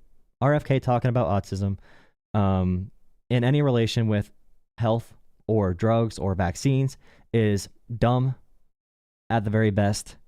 It's intentionally harmful at the worst, because RFK himself profits from vaccine lies. He has a law firm or a legal contract or a contract with a law firm that he gets kickback from, an anti-vax law firm he gets kickback from, money from. He has consulting firms.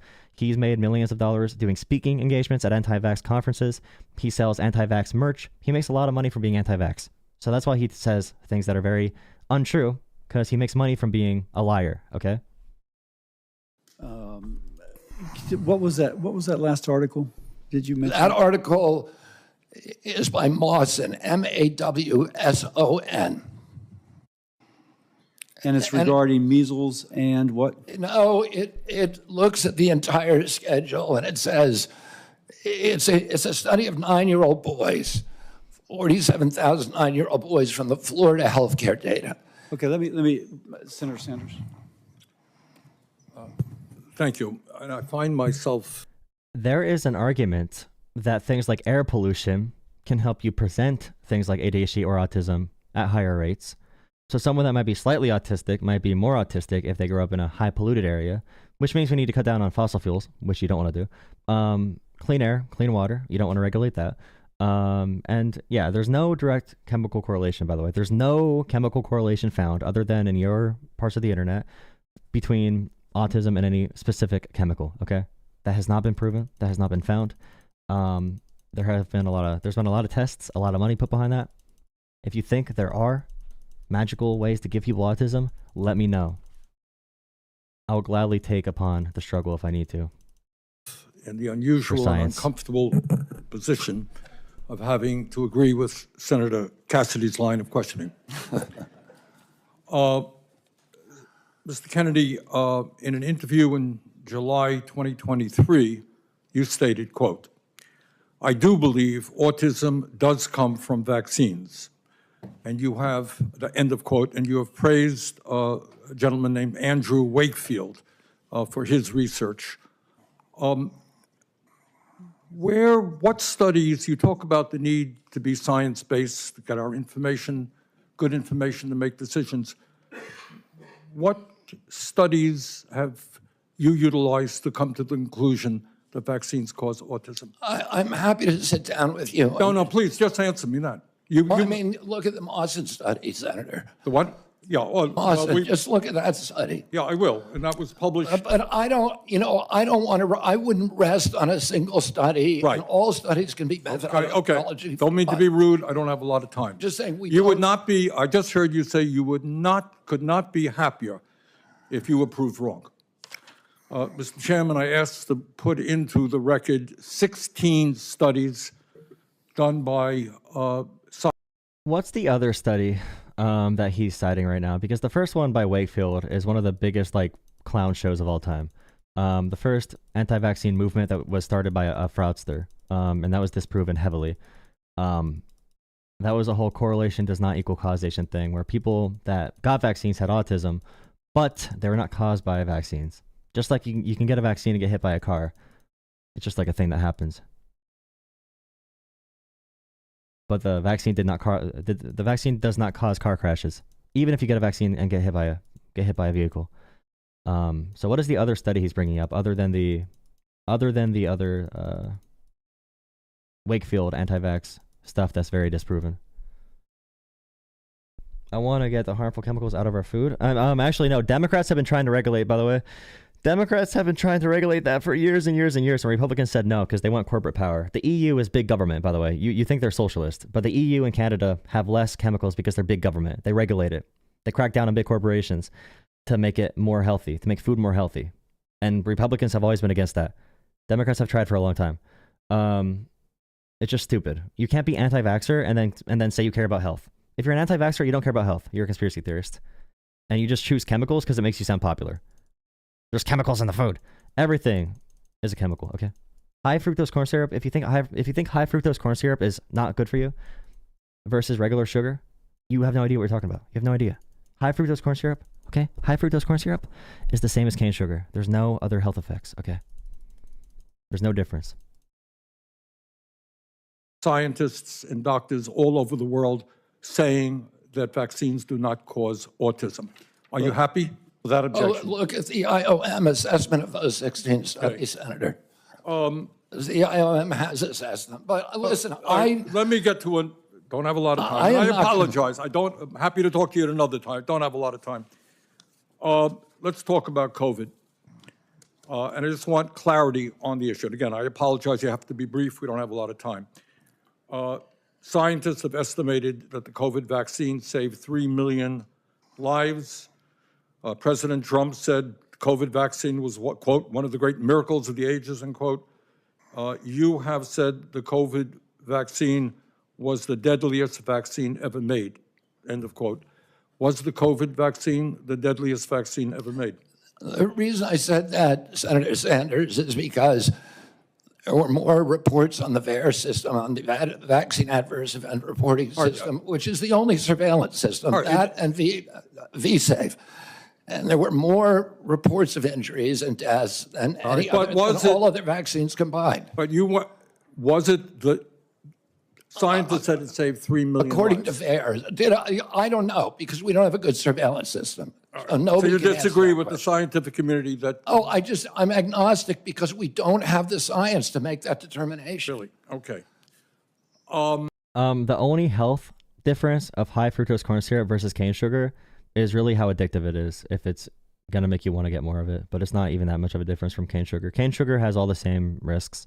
Any type of sugar if you overconsume it, is going to be bad for you, really bad for you. But cane sugar and high fructose corn syrup are not much different. Cane sugar is made of 50% fructose, 50% glucose.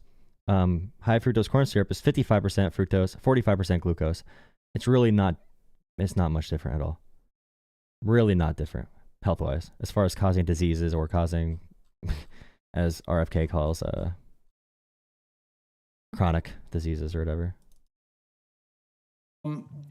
Prescription drug prices in America is... Now, if you want to use like honey, okay, or stevia works. You know. And by the way, I think President Trump did an extraordinary job on warp speed because he wasn't just focusing on that one intervention. He was focusing on... He called it a miracle, but you have cast doubts on its efficacy. All right. Prescription drugs. We're going to make America healthy. I agree with you that we have to need a revolution in the nature of food in America. Physical exercise, etc. Very, very important. But there are people who are going to get sick, and they have to go to the doctor and find out why. 1 out of 4 Americans today cannot afford the prescription drugs their doctors prescribe because we pay by far the highest prices in the world for prescription drugs.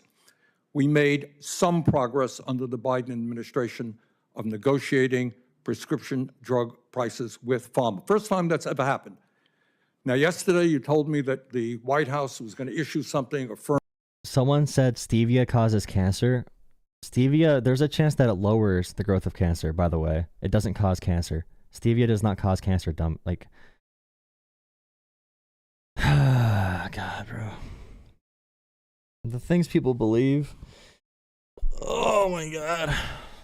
Affirming their support for continuing those Medicare negotiations. Turned out not to be quite accurate. They came up with some bland statement, could have been written by pharma. Very specific questions.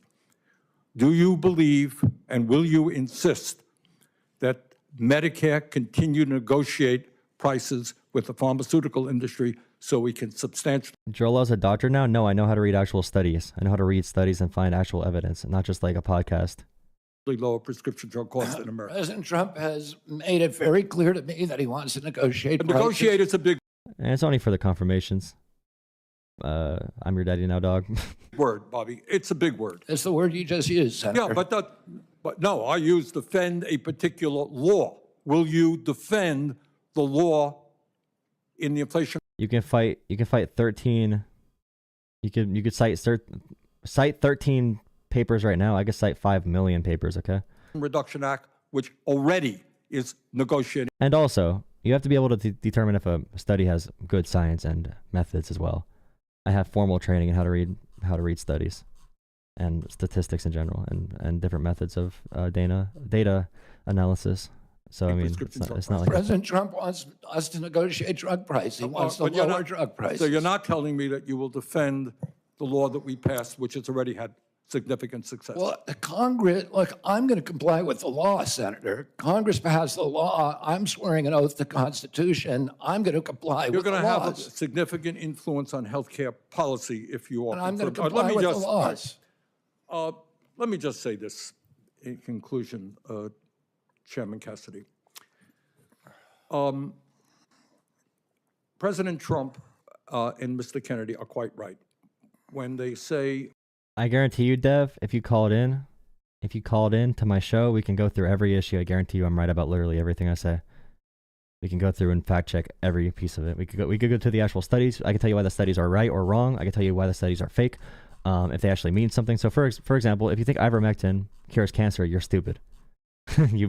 I guarantee you guys think ivermectin cures cancer. That's one of the easiest things to do a little debunk on.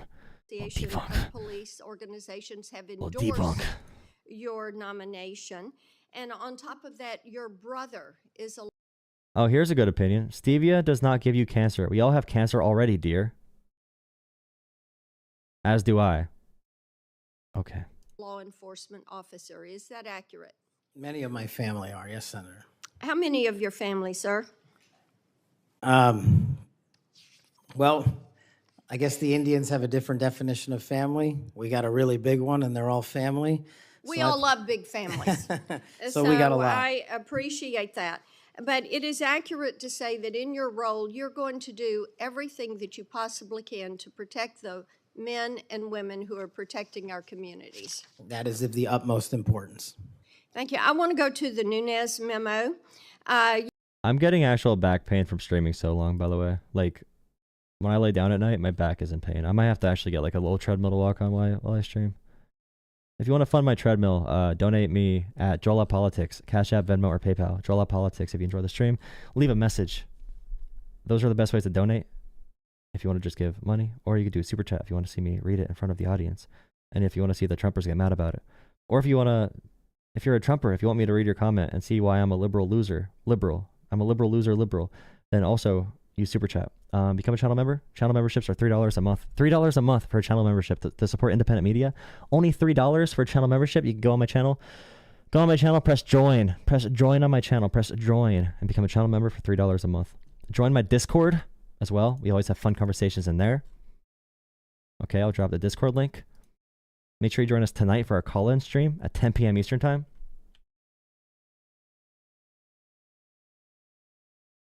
The COVID vaccine did more damage than good. I bet you lined up once, they said to, like good sheep.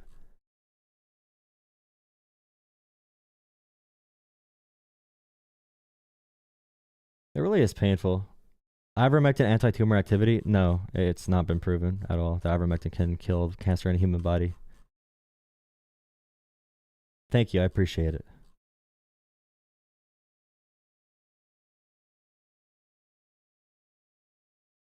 I don't know.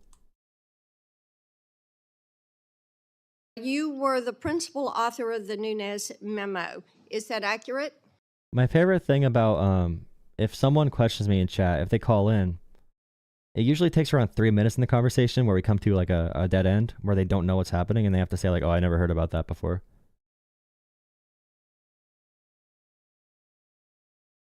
Yes, me and staff. Thank you. And that did really so much.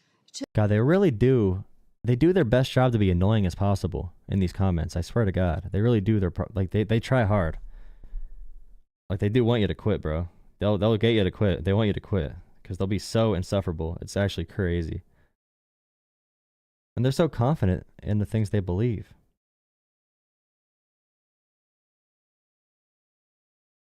They're so confident.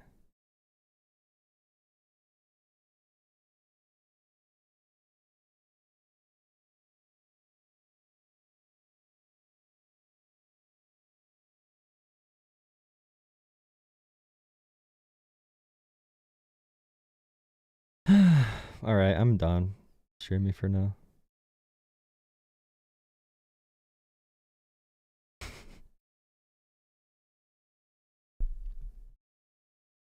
I'm only confident because I read the actual studies and everything, but people are confident because they heard a podcaster talk about it, typically.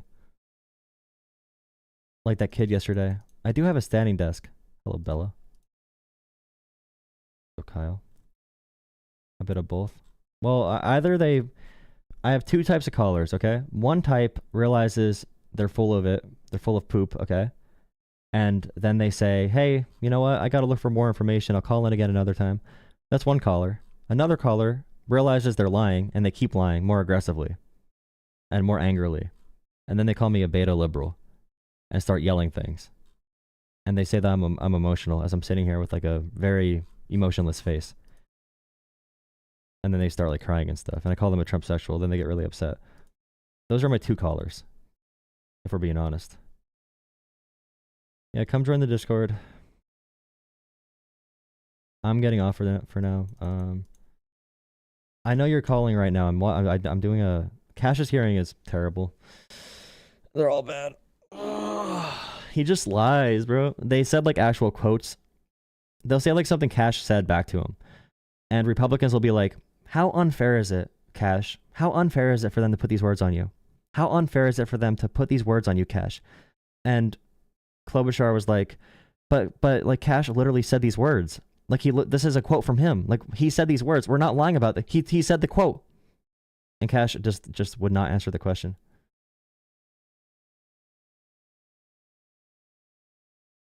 All right. If anyone says I act like Destiny, they're getting banned from chat. I'm not gonna lie.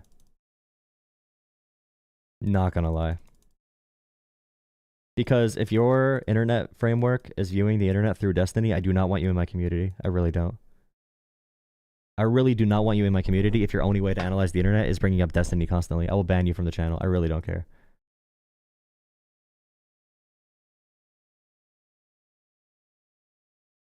Because I already know what kind of person you are. Like I'm not talking to you.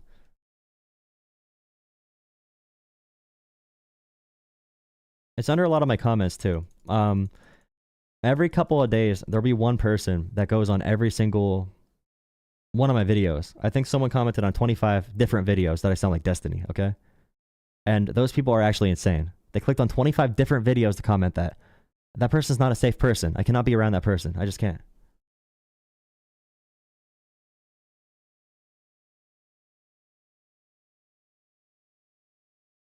Yeah, I took Destiny's playbook by doing a call-in show on YouTube Shorts where I talk to exclusively people that don't know who Destiny is. Yep. Destiny does a radio talk show. He's well known for doing a radio talk show. Very well known for that. He did hit a nerve. He did. He did hit a nerve.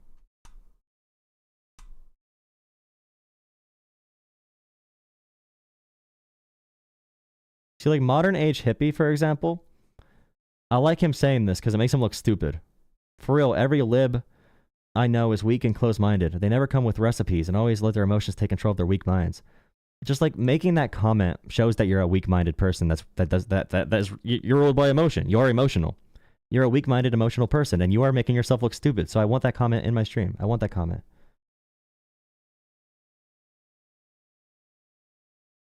Yeah, I know. Like, I literally am not. The reason they'd say Destiny, for example, is because I talk fast. Sometimes. All the time.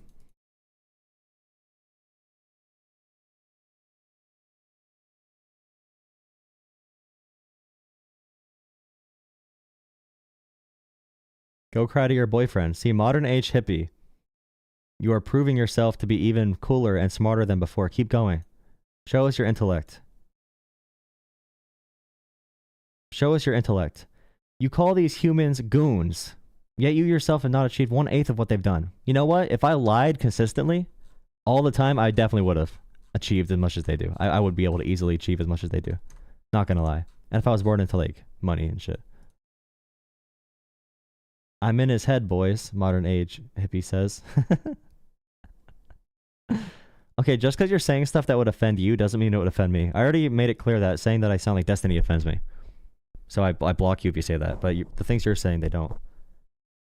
You're saying things that you're insecure about. You're a Trump sexual, buddy. What is Destiny? I never played that game. Yeah, but yeah, I'm done doing the reactions for now. I'll be back on tonight. 10 p.m. Eastern time. Yeah, modern age. Boo. If you're a channel member, you could have fun emotes, by the way. If you want to tell people that they're dumb, you could put like this. These are custom emotes. You could put Trump hates America. You could put Trump hates eggs if you're a channel member. I might just make one that says like, you're stupid. You're stupid. You're stupid. Trump hates eggs. Bro, he hates eggs, bro. Trump hates eggs.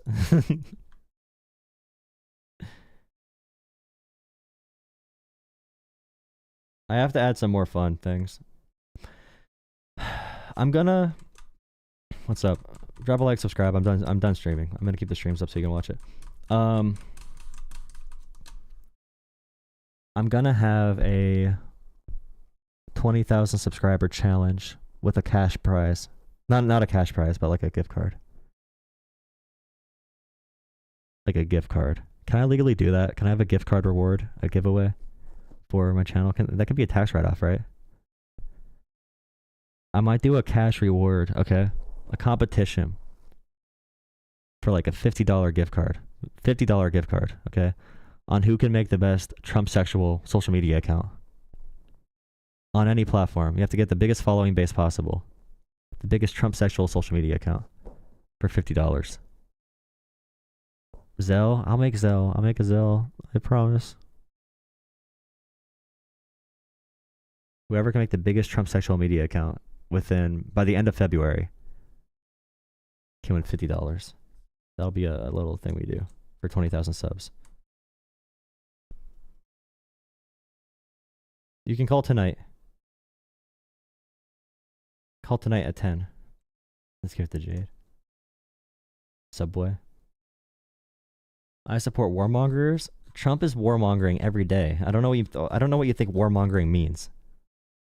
If anything, warmongering is creating the conditions for war, which he's doing by destroying our partnerships and allies, and our treaties and our standing worldwide. Literally saying that we're going to invade Panama, Greenland, bomb Iran, go back into the Middle East to go after the Taliban, which is worse than Osama bin Laden, apparently. And then, like, okay. All right.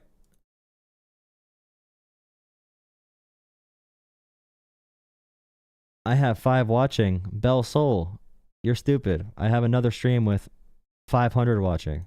Well, it's 300 now, but I have multiple streams. We have technology nowadays, buddy. All right, guys, have a good one. We went to war under what? We went to war under Biden, not Trump. We did not start a war under Biden. Jesus. Don't just believe things people tell you. Think for a second.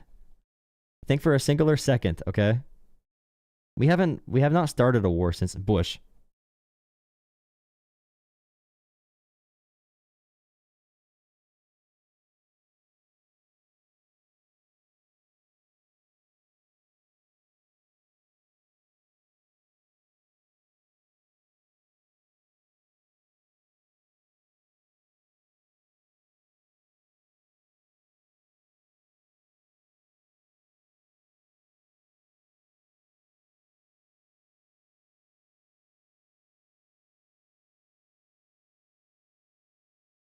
Donald Trump is such a bad person, bro. He's such a bad person. Holy crap.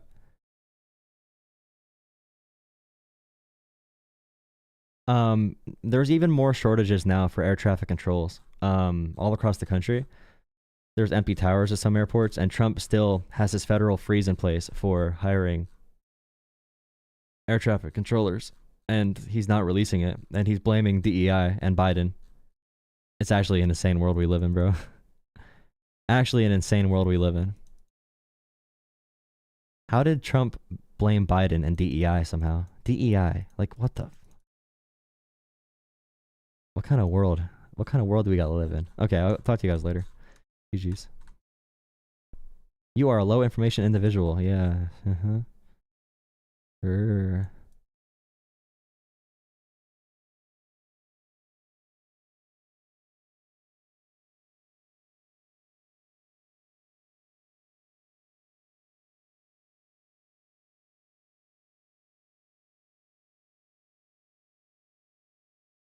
W stream, thank you.